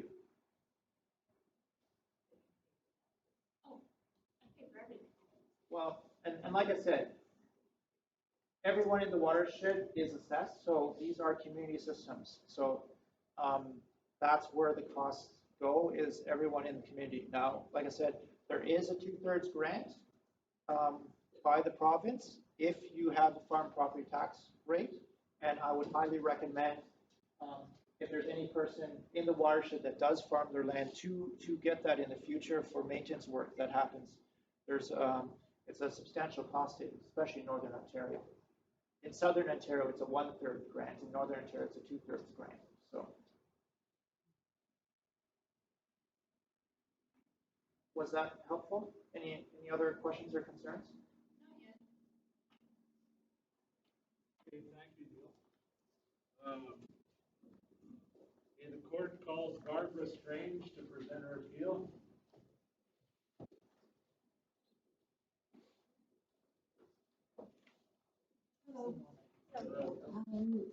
Yeah, I was questioning the numbers and how they had come up with the numbers.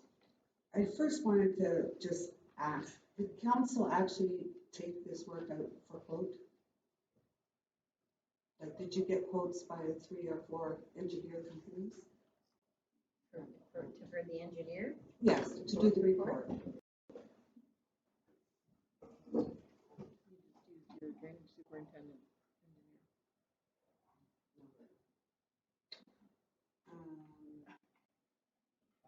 And I guess I'm standing with all the landowners and saying that without that knowledge of knowing that there was going to be a drain report and the costs to us accordingly, we were given no heads up. We weren't given any notification, which should have been.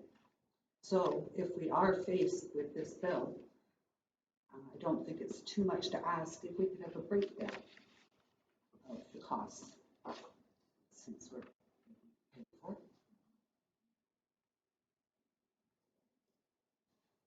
I can't see the justification for $17,000.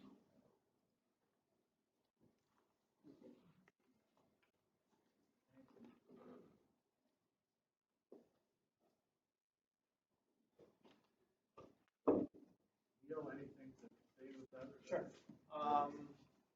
As for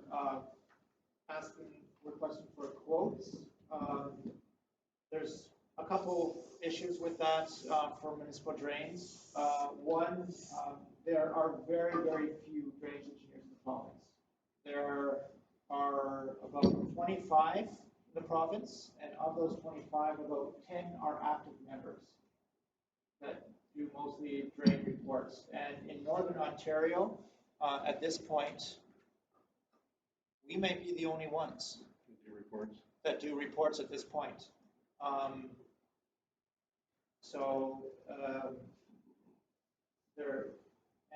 If I have to do requests for proposal and stuff like that, we want to make sure that we cover our costs. We tend to increase the price just to make sure there's allowance if something unusual happens or something that we didn't expect. So it's a little bit of hard in that case. It would be great if there were more engineers. I have a lot of work, and if there's anyone who has children in university right now in engineering, in environmental or civil, I would definitely suggest that they look into drainage engineering. There is a huge demand for it, and we do need more people in the profession at this point. As for costs, I know in the report I break down some of the costs there. There is, so it's about $13,350 for preparing the report. About $1,500 for the 2 meetings. Like I said, the 1 meeting would be under that because I didn't have to attend in person. Some of the costs were printing costs, and then there's HST as well that's in there to equal the total amount. And as for further breakdown,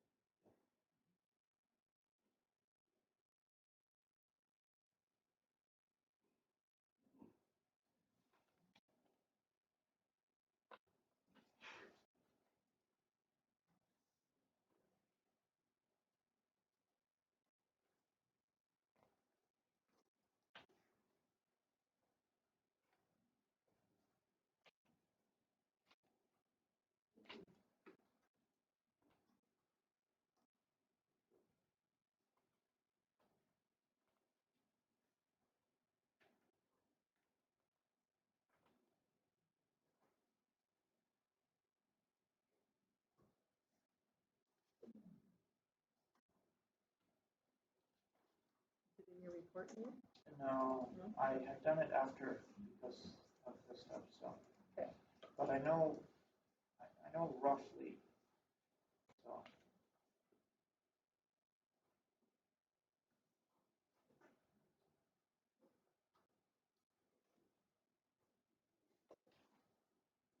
No, that's the old.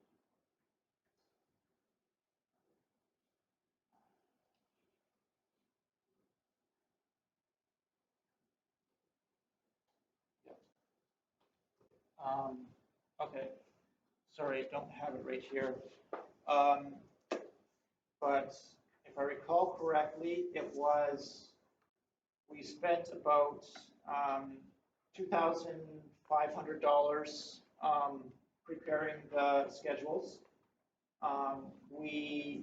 So that's entering all the roll numbers, determining all the benefits and outlets for all the properties, and all the intervals and breaking all that stuff down. There was about another $2,000 to $3,000 to create the watershed plan, so that's the drafting for the plan. So that's putting in all those row numbers, calculating out all those areas that are on the sheets, as well as bringing in the forest information and all the stations, where it is, and converting all those into, they were originally in imperial, we had to convert them over into metric. There was about another $2,000, $3,000 to cover the cost for creating the model for it. So that would be the bringing in soil information that we did, the contours, creating the contours, mapping out where the actual watershed is, looking at the aerials to determine where the watershed is, as well as the contours that are there, finding all the old reports, bringing them together, comparing them with the old watersheds, as well as calculating out the flows and culvert sizes that were required as well. And I think the other $1,200 was, I think creating the report, like writing the reports, and I think there was about another $1,200 for some of the stuff for setting up the project, getting information from the municipality, getting the roll numbers from the municipality, all the landowner information, and information like that. So that's roughly what it broke down to for the costs of this report. So, but I can provide more detailed information to the municipality if they want to. So. Oh, and the other thing, so the cost for this report, the municipality does have the ability to spread it over a number of years. So under the Act, they are allowed to debenture costs. So it's really up to the municipality. So it doesn't necessarily have to be paid at one point. It can be broken up over a number of years, and I would have to talk to the clerk and let them speak to time periods and stuff like that. I found most municipalities very willing to work with landowners as much as possible to make this not as much of a burden as possible. Okay. I believe that happened in the last drain maintenance project, and I think that the residents had a 4-year time period in which to pay the drainage costs with no interest added onto that amount. Okay, so that applies to the engineering side as well. Okay, is that clear?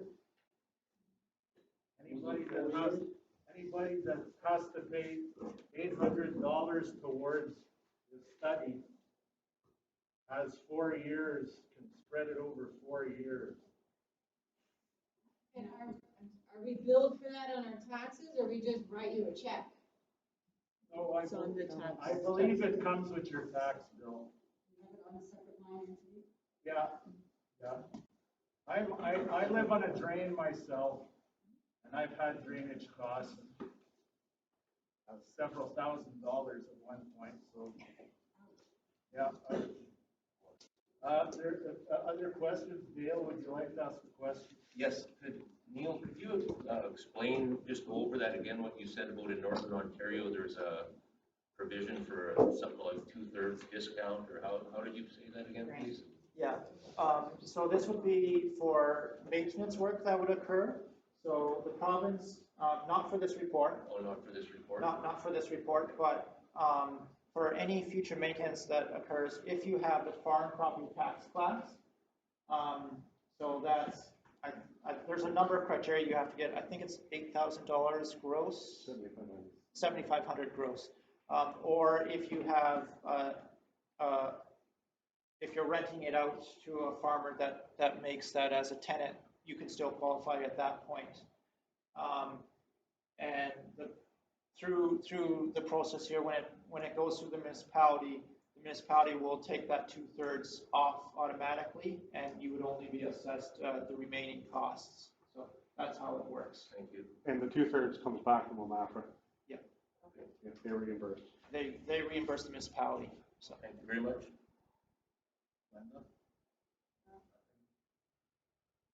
All my questions. Are there any verbal appeals that haven't been filed?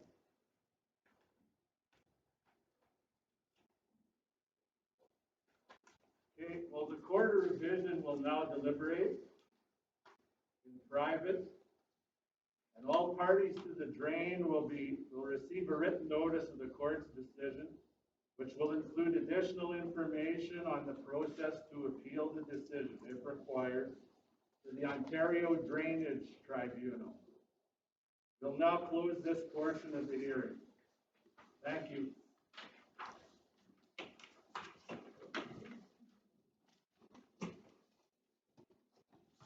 Neil, how can some municipalities get away with just doing a section of the drain where all the buildup went on? pardon? How can some municipalities get away with just doing a section where the buildup happened? Instead of doing the whole section 76? So if the existing report is in much better shape, they can sometimes use a section 65. So in this case, if all those 3 drains had fairly good assessment schedules and had already been broken down, so let's say right now, if you subdivide your property, they can use a section 65 with my report to easily assess out the costs. But the problem is with some of these old ones that there are so many inaccuracies in it, and they can't really use it.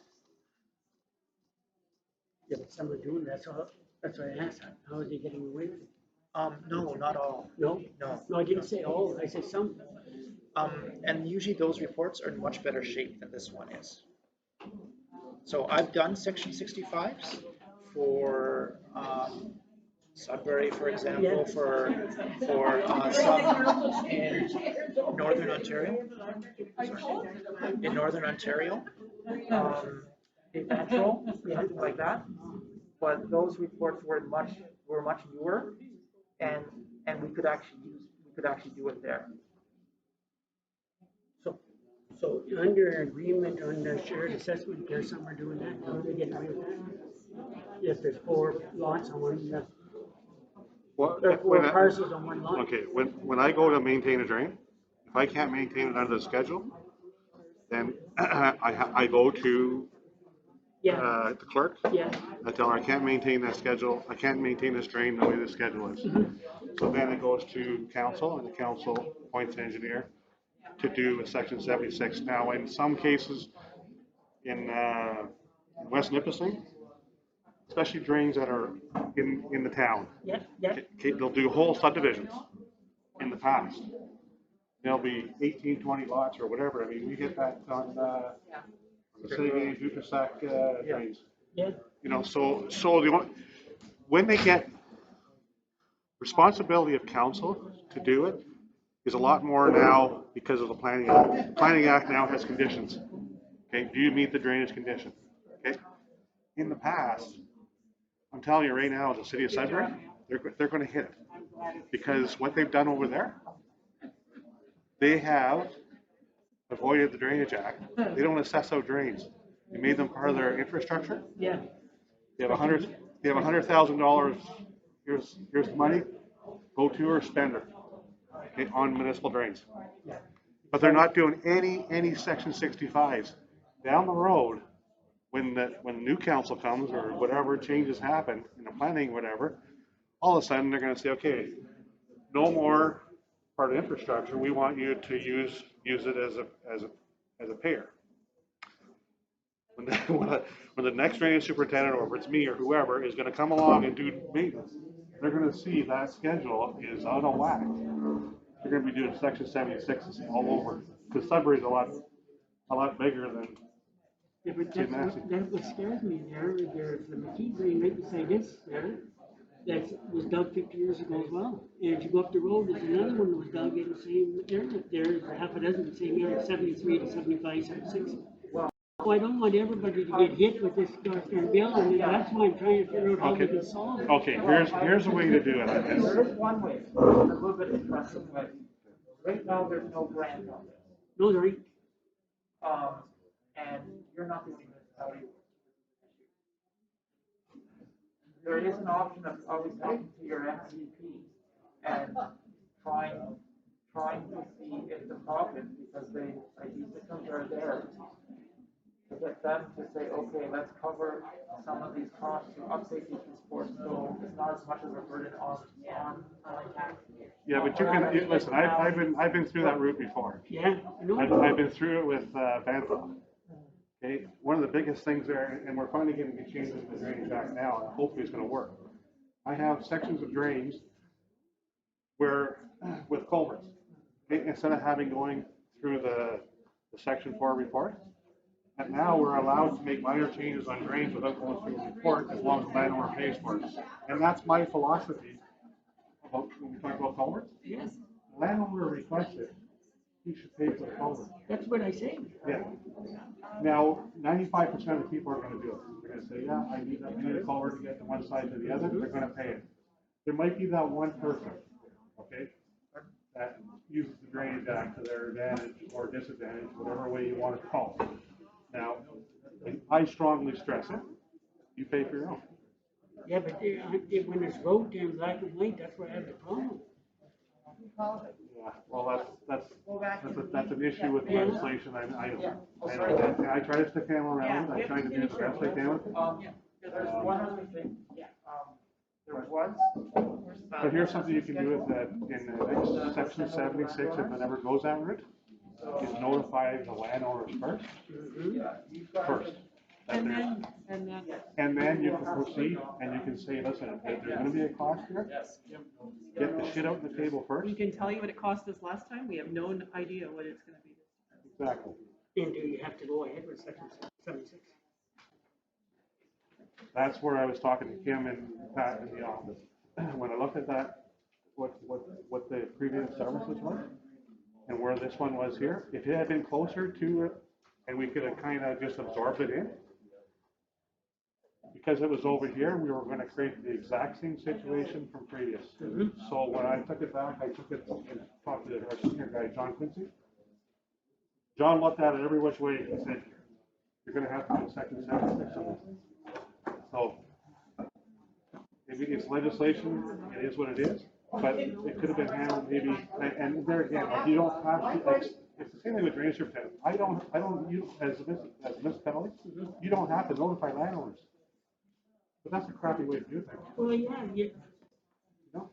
So in the future, on Section 76, we learned our lesson here.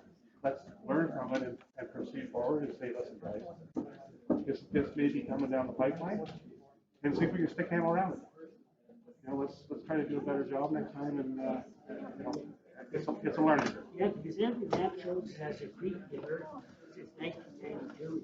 They changed the name of the lake, and then when the drain was performed, they sucked in house. Well, right now, if it hadn't been for COVID, I have one of our draft first, he's off right now, he's coming back in September. And we have probably 3/4 of the drainage map done for your area here. So you can have a drainage map up in your wall, and then people will have a better understanding what municipal drains are, where they are, where they're located. Yeah, because you look in our municipality, every goddamn corner's got a drain. Yeah. And you were right, yeah. Purchaser's lawyer, that's for either a tax certificate or a zoning letter. That is on it. It's a lawyer's job. It's not the municipality's job. Like, it's a lawyer's job to do his due diligence.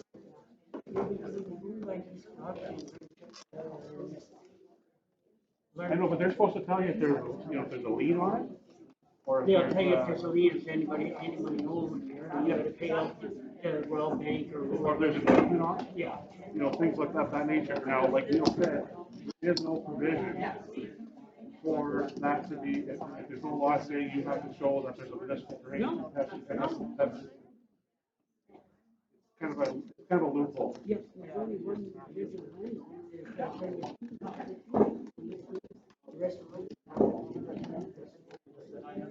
But it is a one-shot deal that they probably will never see another bill here for ages and ages and ages. You know what I mean? It fell into the cracks. Now we can look at the other drains and see, what the schedules are like, and hopefully, prevent any of this in the future. Yeah, the trouble is, you open the door, you can't close it. Well, you can, but you can't, the horses are out. Yeah. Can't close the barn door. No. But at least, next time to make sure you lock the hitch off. You know what I mean? Yeah.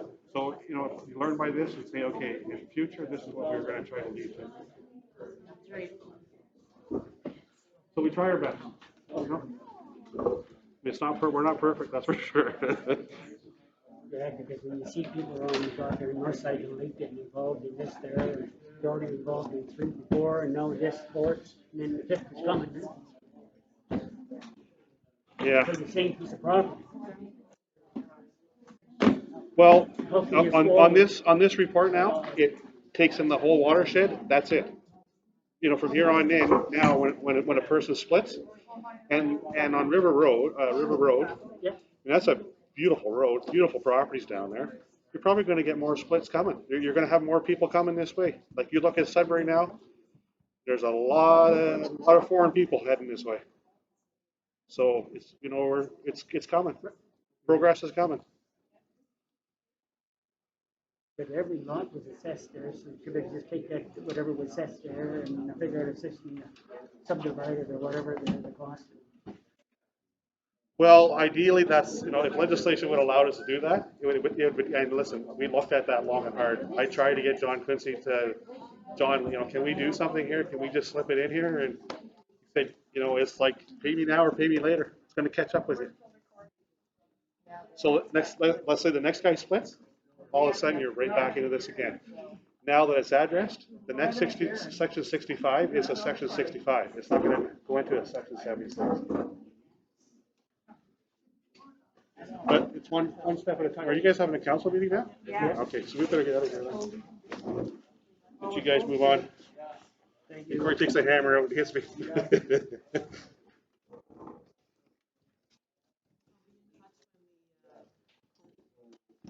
Yeah. Sounds good. Okay. In regards to C1 on your agenda there, meeting report there, the public works, anybody got any concerns there? Give me a second, please, Les. Oh, no, public works. Public works.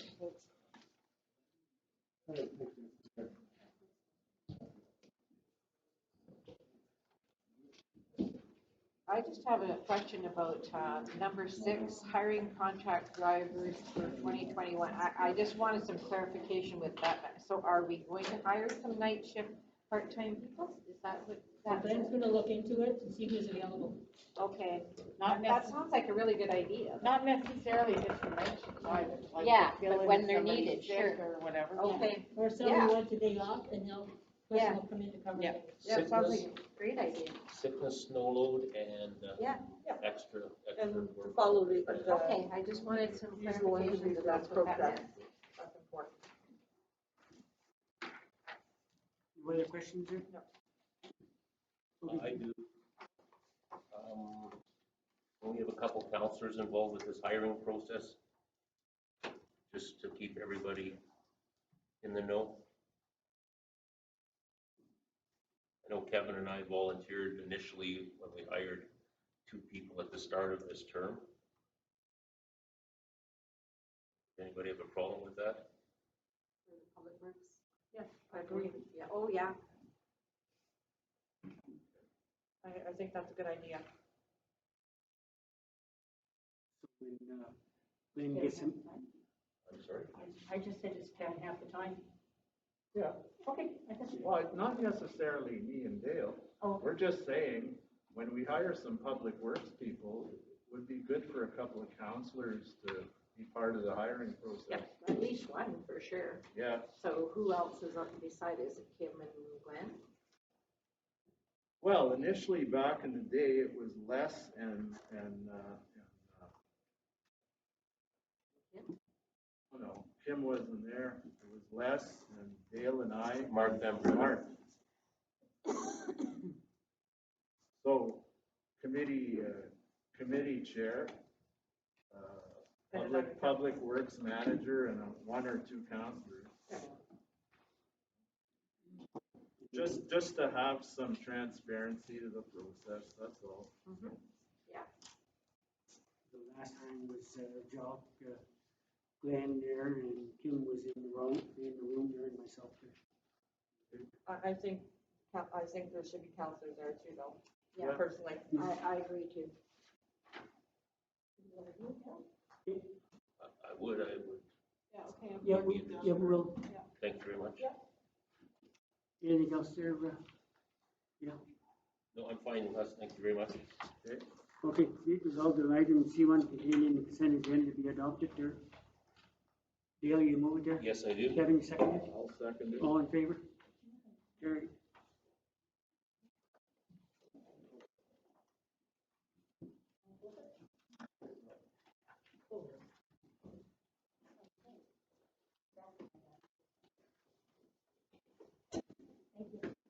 Okay, so with regards to the COVID-19 review / updates, the declared provincial emergency came to an end on July 24th.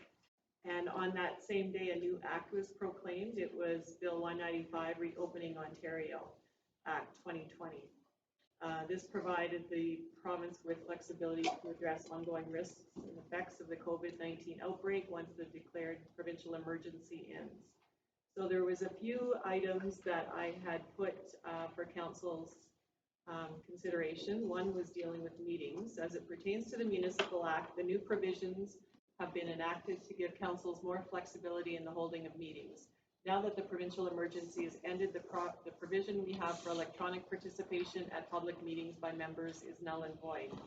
The attached document provides point form information respecting electronic meetings and proxy votings.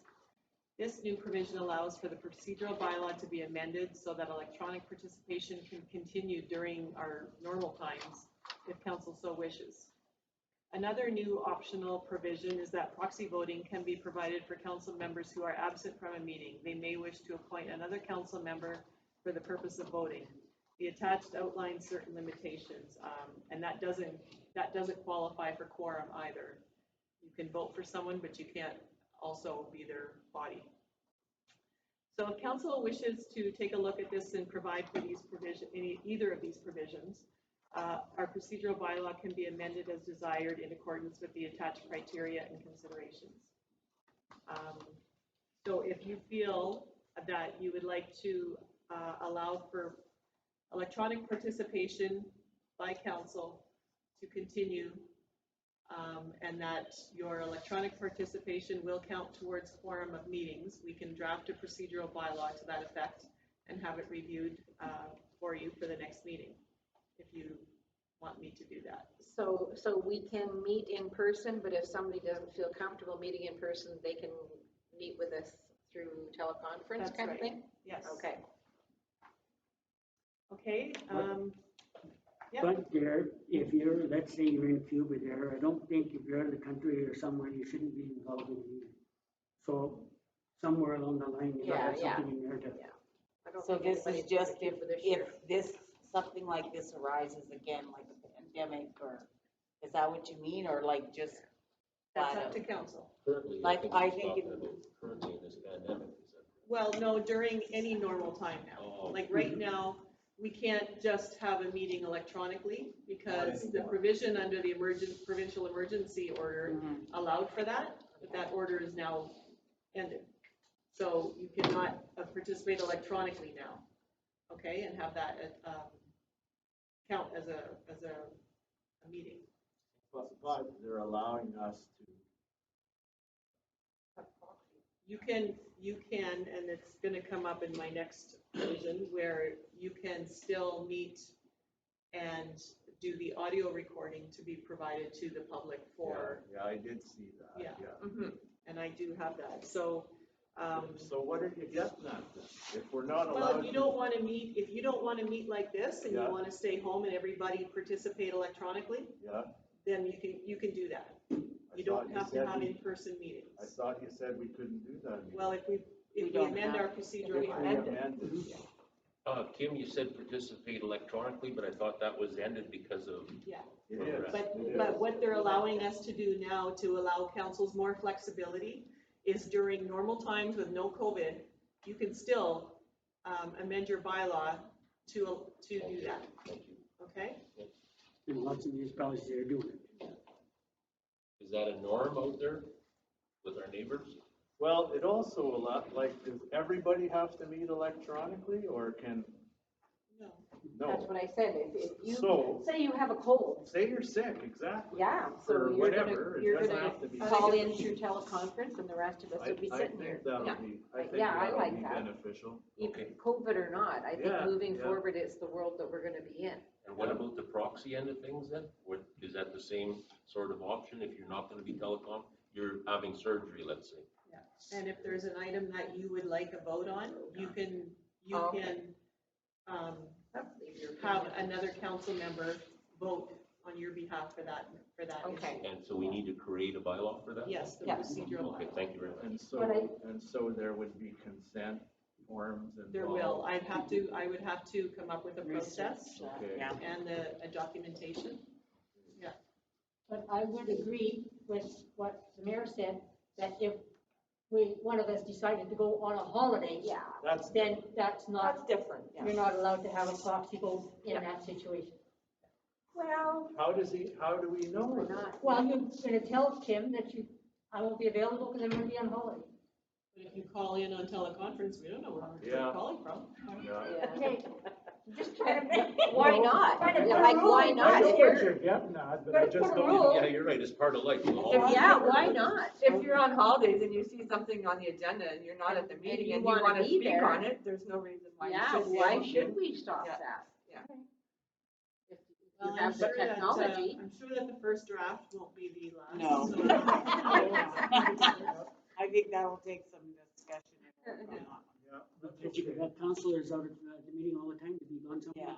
Yeah. Or on Well, business there and. Yeah, but, I think we're all responsible. Yeah, but- yeah, I don't, that's not Yeah, us. but they- But this is for other councils Yeah. after us, it's not, we're Well, I not realize talking that, about but this. you have to This set is the precedent. once it's future. in writing, they're pretty well. Yeah. So, because this emergency ended, I was in consultation with the Ministry of Municipal Affairs. In the meantime, we can continue to audio record our meetings and post them to our website with an amendment to the procedural bylaw. This bylaw can be passed tonight with a following resolution to qualify that this meeting shall also comply with that amendment. And so I had drafted the bylaw, and this bylaw will allow for our meetings to continue to be audio recorded, including this one. And Kim, I just have a question. Right now, we can't have spectators at the township council chambers, right. correct? Okay, so that's what this is gonna That's right. alleviate. Thank you. Okay? Now, the audio recording was one step, but it'd be nice to take the next step. Well, if we continue this, at least we have this for now. Yeah. And we can amend when we do the other section as well. Yeah. Do you mean open the meetings, Kevin? No, Video. have video and have people be able to watch. Yeah. You know? Which was It's turned down. 2020, guys. It was turned down, what, about a year ago? I know. No, I know, A but couple of Yeah. times. I think I heard at the time then that there was a year that had to carry on. It was in April, and then Okay. it was revisited, and then we had the election, so it just got revisited, so, yeah. But we definitely have to take that next step.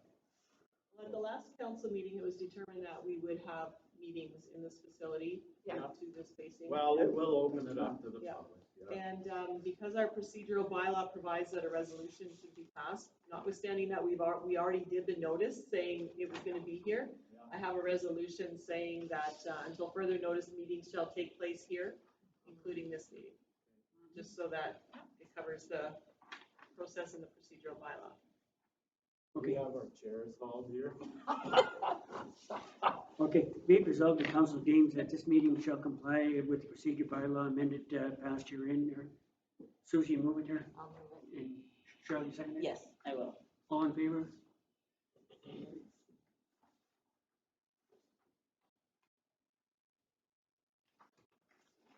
Be it resolved that bylaw 2020-34 being a bylaw to amend the procedure, a bylaw be read a first and second time there. Becky, move it there. Yes. Kevin, second it there. I'll second. All in favor?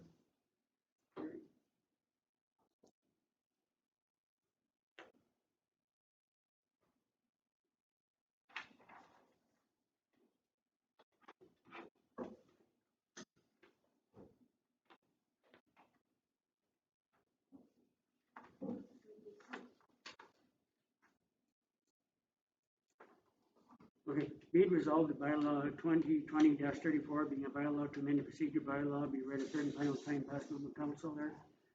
Happy, move it there. I so move. Dale, second it. I second. No questions, anybody?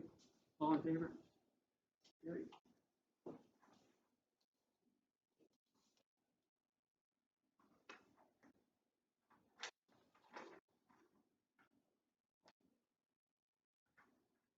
Okay, resident procedure bylaw section 6-3 requires that the resolution shall be passed to dispense with or alter the time, day, or place of any meetings, and whereas it is deemed necessary to hold meetings in a larger venue to accommodate the physical distancing guidelines for COVID-19, be it resolved that under further notice, meetings shall be take place at the Massey District Community Center and Arena, including this meeting.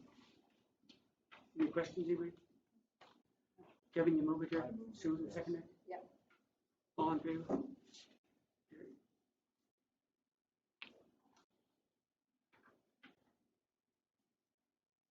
So the next section of this report is just giving council some information with regards to circulation of a letter from the Minister of Municipal Affairs advising that the province is providing municipalities with funds to address operating pressures and local needs.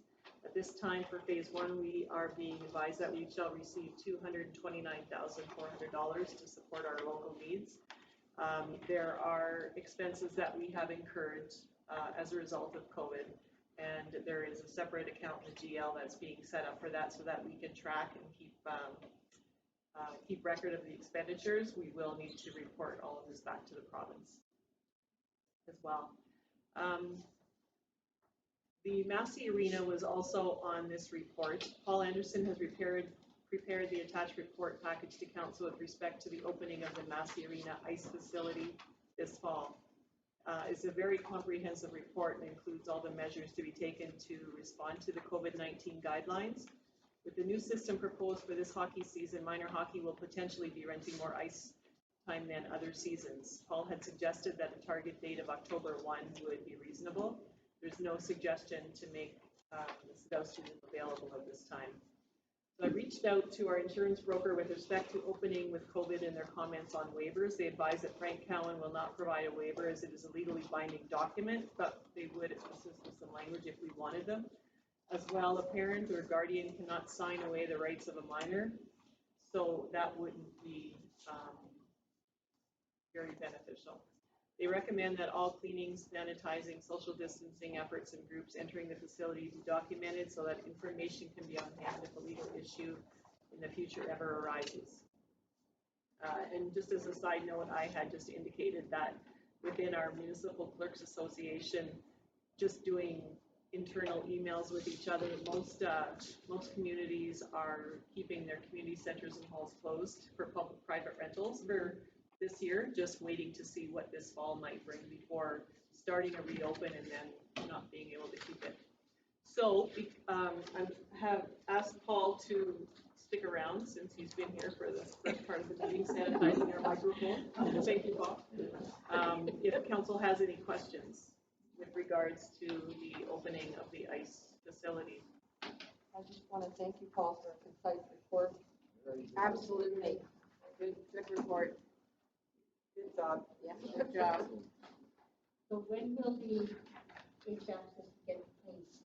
Well, again, it's just a phone call, we're already on his list, so it's just a phone call for it to come in, so. Okay. It all has to be done before you open to the public generally, so, it's probably a 2-week turnaround time for that. Okay. They're probably busy as crazy. Yes. Oh, yeah, I think I think the Clog Master's a great idea. That'll save a lot of manpower. Right. Yeah. And it's a great toy. I'm Just saying. could use one for my husband. Yeah, that would be perfect. I just wanted to ask Paul, have you been in contact with minor hockey? Are they? Yes, I attended their last meeting that they had last week. They're under pressure from their governing body as well to make a decision whether there's going to be a hockey season here or not. And it's basically coming down to, with minor hockey, this is out of their hands as well, so like there's no fault out of the Minor Hockey Association, is that they want the kids on the ice because they feel that they don't put the kids on this ice, there's going to be a huge withdrawal of numbers over the years now.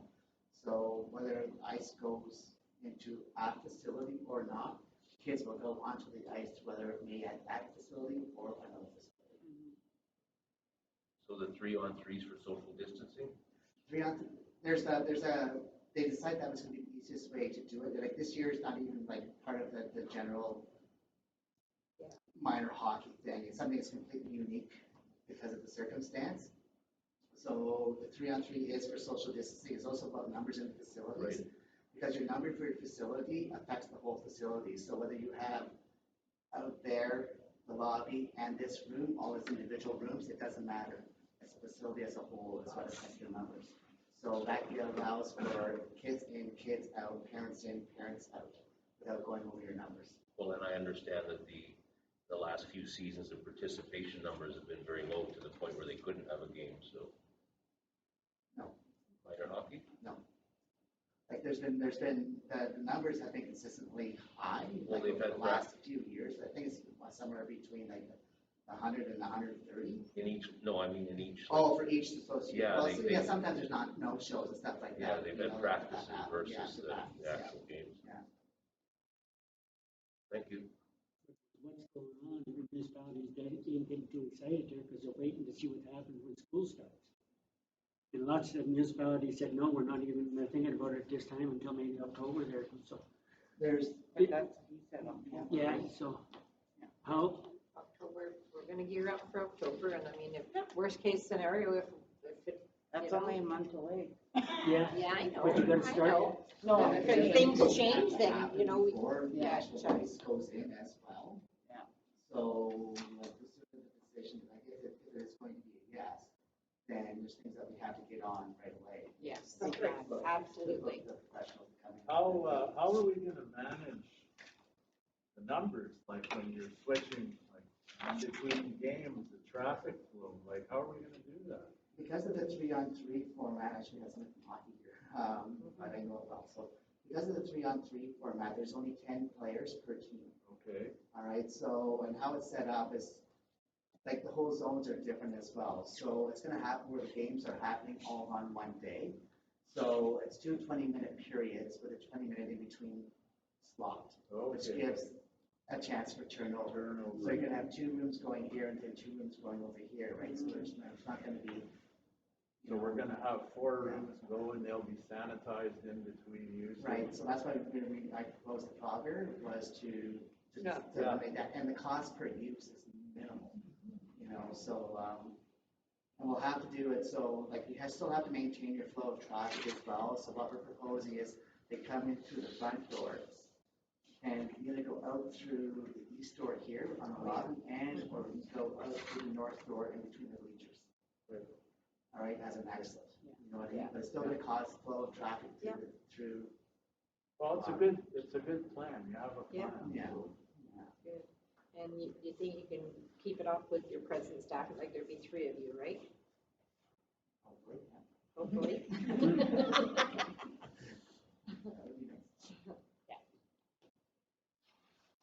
Well, and do you have a target date for ice installation? We'd like to have the ice, already ready for use for October 1st. Okay, thank And it's about a week and a half process. The ventilation, the ductwork cleaning, is there a prescribed time frame when it would have to be done again in this COVID pandemic, or is it just a matter of? Once, just before we open the store. Thank you. Any other questions? Canteen, what do we do about that? Well, there's Was that? there's information in there. She's already expressed interest. She's already expressed interest in that as well, but. Okay. I just wondered if that was still the. Yeah, that's good, and that was very successful last year. Yeah. Right, Paul? Yeah. That was, it went over very well. Everybody was extremely happy. Yes, it Yeah. was, Yeah. yeah. So Paul, with the outdoor rinks here this winter, is there lots of restrictions going to happen to them as well? I haven't looked at those at all, to be honest with you, as far as what, because it would be considered an outdoor park, so just have the public limitations for outdoor space, which is 100 people. That's my understanding, probably. Yes.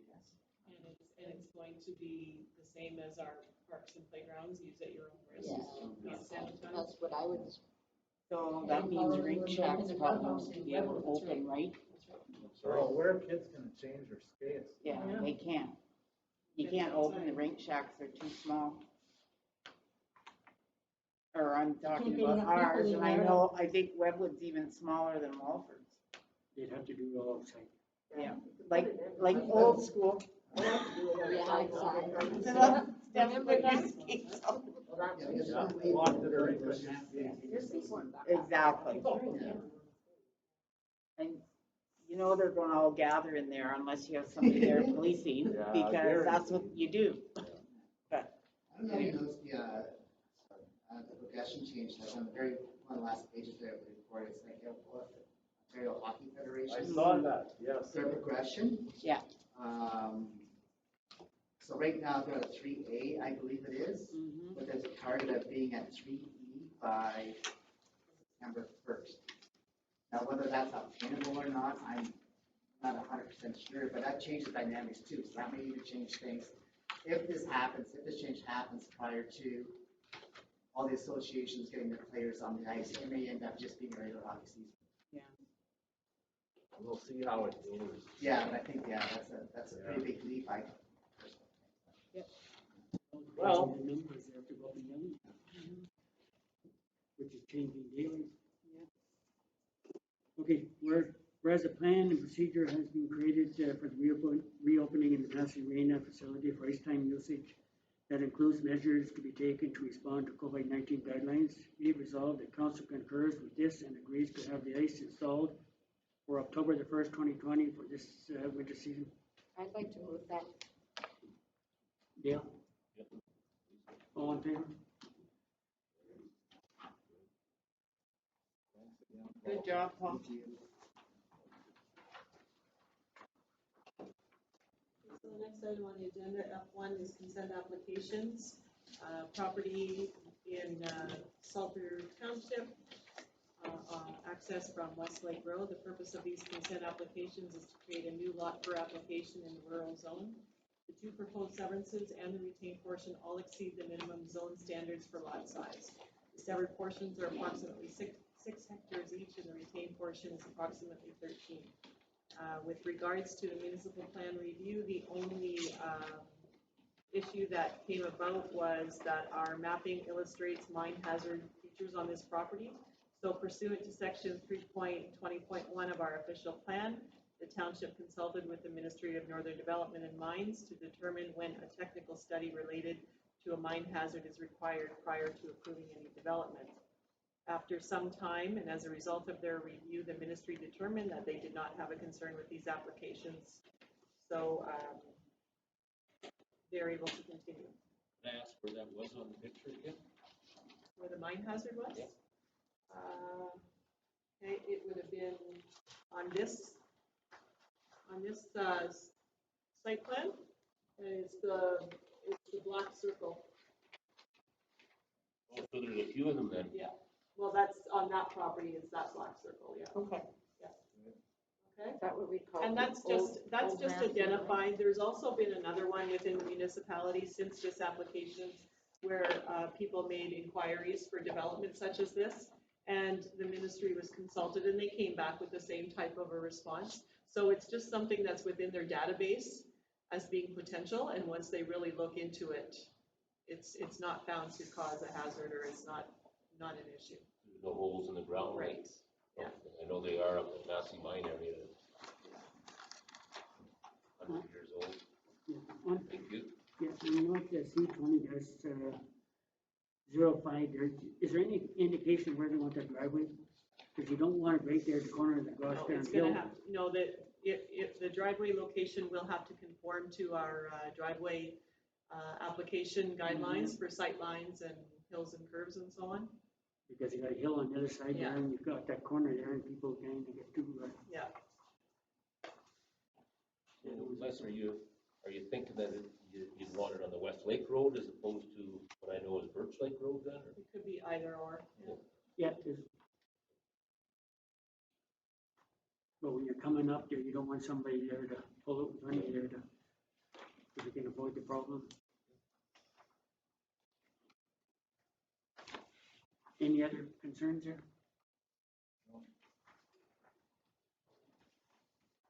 Be it resolved, the consent application file number C-20-05 and C for 20-06 is applied for by Sandy and Chris be provisionally approved this 26th day of August 2020. The land is subject application is composed of land in Township of Salter, Section 13, parcel 8309. The purpose of these consents is to allow for a new lot for application in the rural zone. They are hereby provisionally approved with the schedule of conditions attached here too. Road allowance, that if a survey is required, the road allowance deemed to be approximately 33 feet from the center of the existing roads in front of the land to be severed to be surveyed, and together with other road allowances that may be on this or existing surveys be conveyed to the municipality at the applicant's expense and appropriately certified that the municipality's title is free and clear of all encumbrance and the municipality has a good and marketable title. Public road, that the road authority requests that the roads on the applicant land deemed to be approximately 33 feet from the center of the existing road and approved by the municipality be acknowledged as a public road, and if shown on the survey shall convey title of these public roads to municipality at the applicant's expense. No deviation, that the official survey, if required, must not deviate substantially from the application. Applicant must provide a copy of the draft reference plan to the municipality.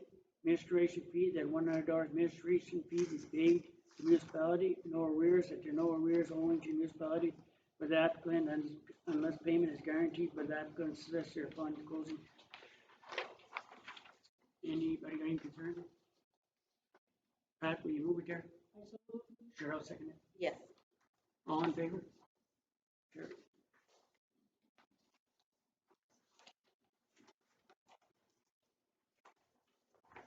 Okay, so we have D2 and D3 left on the agenda.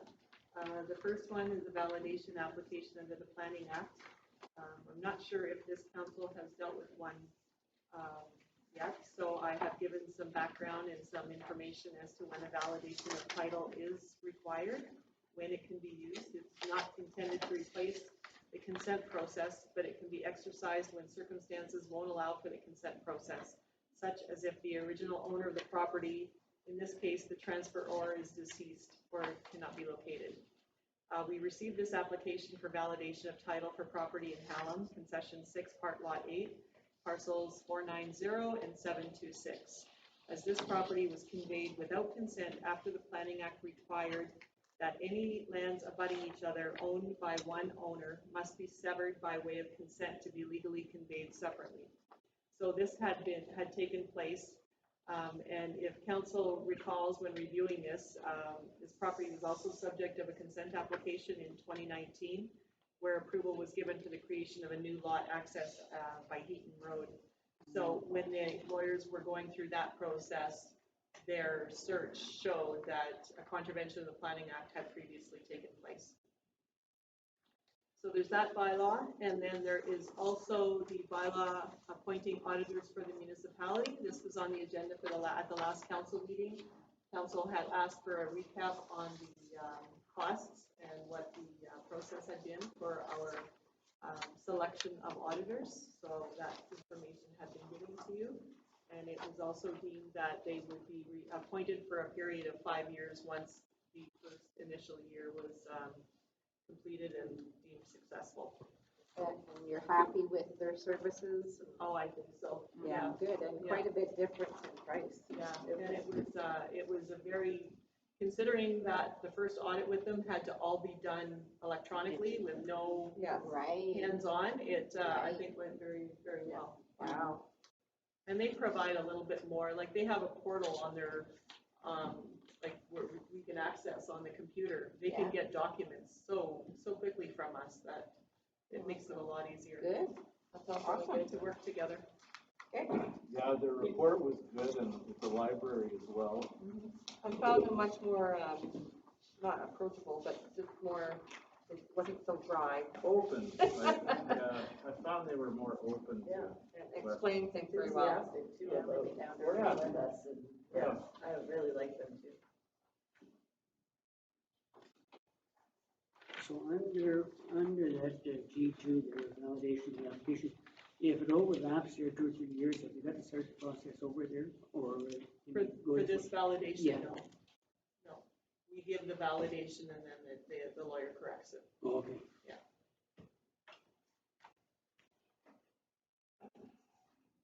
Okay, any questions about that? Be it resolved, the following bylaws be read a first and second time. Bylaw 2020-35 being a bylaw to grant validation under the Planning Act for the property in Helm Township. Bylaw 2020-36 being a bylaw to appoint an auditor for the municipality. Susan, you over there? Cheryl, second it? Yes. All in favor? Carried.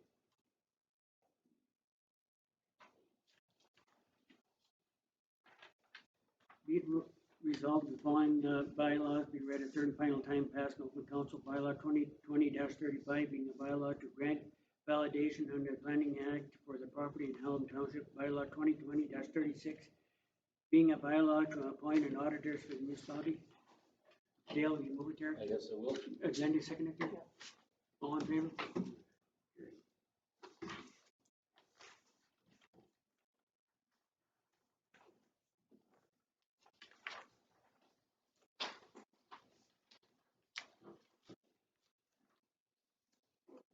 In, not hounding any more on it there, but in regards to culverts out there, I don't, Mary Ann Wiesner was a prime example. The individual up there had to pay $1,500.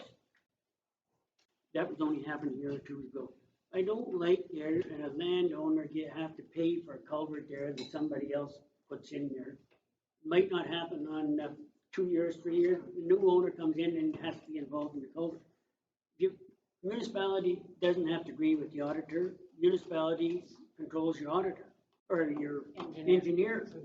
So we should take a stand. I wish we could take a stand and say, no, you're responsible for any culvert you put on your property. And that way there's no down. Can we do that? What? Can we do Yes, that? you can. Isn't it a part of the act? But he says most people do that anyway.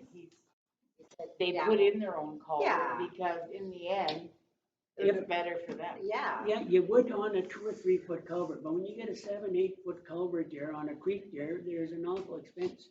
And the culvert there could, if it's a Nassau Creek, could last 10 years. And I don't like somebody to get a goddamn bill there 12 years or 15 years later for, so I think that's the thing about it there. No, My question is, how is it supposed to be?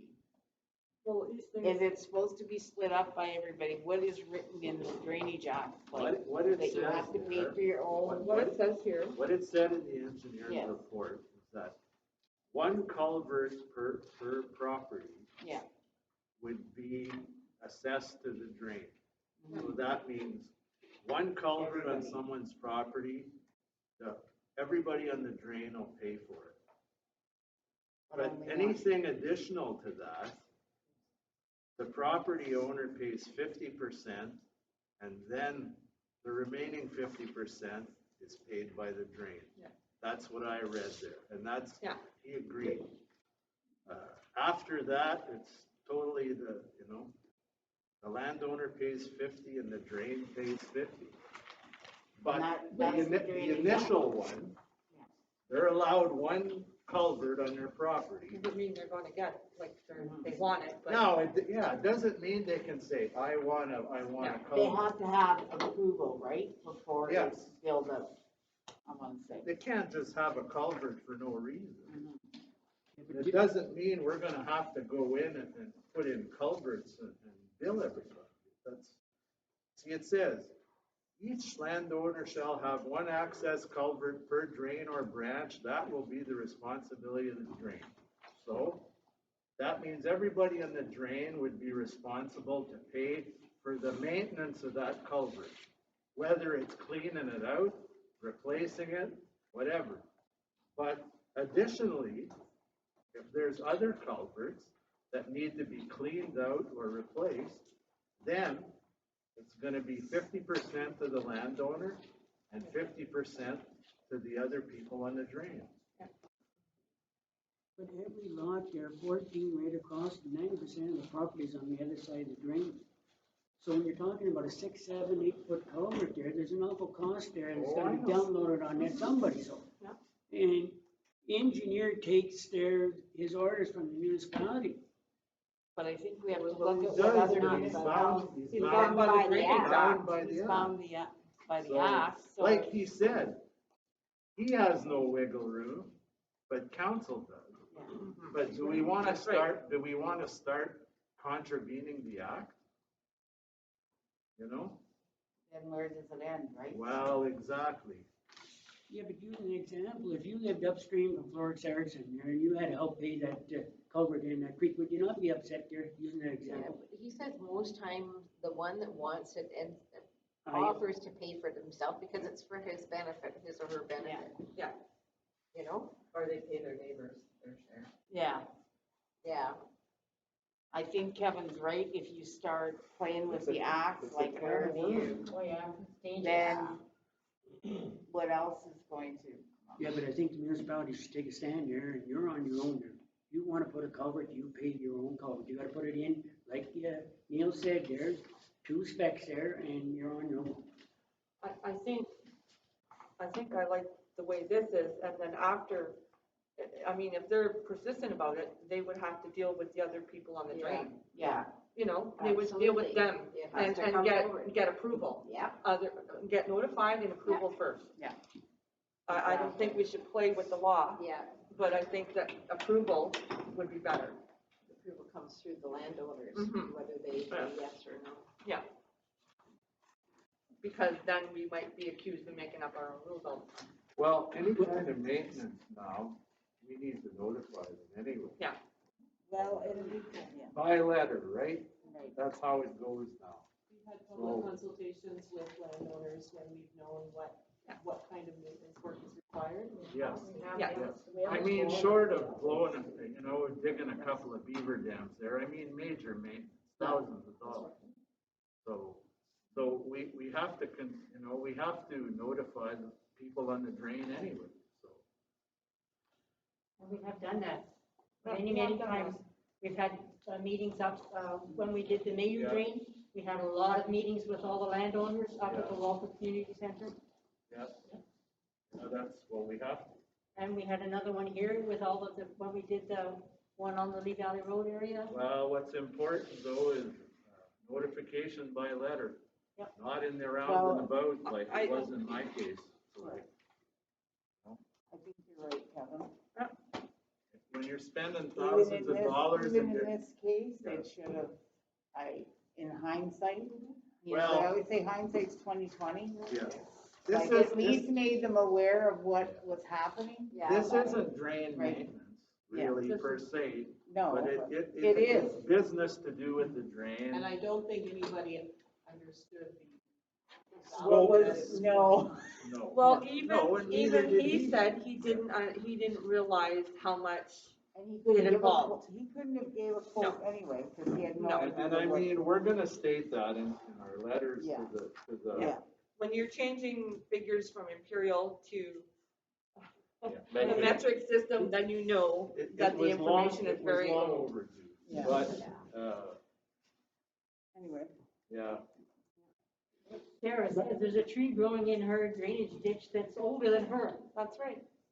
But they try not to but touch you the see, ditches unless. this there's a this reason wasn't for it. about drain maintenance. But it's our responsibility as a municipality to have upkept those drains that we had already established. But if the landowner Yeah. doesn't have a complaint about the drain, If you if the read the, drain is still working, which apparently it has been because nobody has said anything, they're not going to go and dig out a drain if it doesn't have to be done. Well, if Is what it's I'm not saying. effective. Well, in But some if- areas, the farmers at the other end have already done work.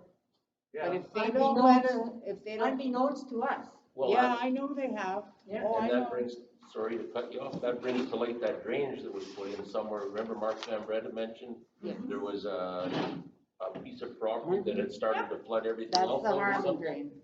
Pardon me? The Harmon drain was one of them. I thought it was Black Creek area. Well, it also says you Well, can't there's go also ahead that. and do what you wanna do. And it affects others, like Yeah. you'll be charged for the maintenance. Because it is a community drain. To correct it. Anyway, And this discussion is pertaining to A2, right? Right about that? pardon? A2 on the agenda here? Yeah, Okay, that's what I thought. Thank you.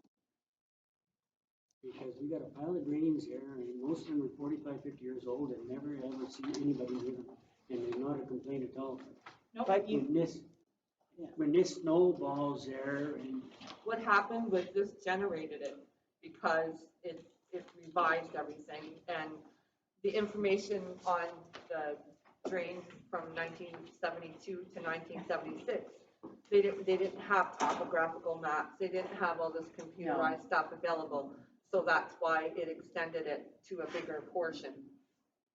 And I hate to say it, but this could happen to other drains. the other drains, yeah. Because of the information and the availability of being able to assess them. Well, the technology. The technology is a lot more defined, So, you know, and yeah, it's hard. anyway. but Neil also said, and Sharon will say you heard there, that there's a lot there, and the individuals can work that out by themselves there without doing a total drain. Well, sure. Yeah, and that's what you're hoping, that you can deal with your neighbors over having to go through all the process. Anyway. Any other questions? No. Okay, be it resolved, this meeting be adjourned until the next regular meeting, we'll call the chair there. Pat, you move it there? Ben, the second there? Yes. All in favor? Thanks, everyone. Thanks, everyone.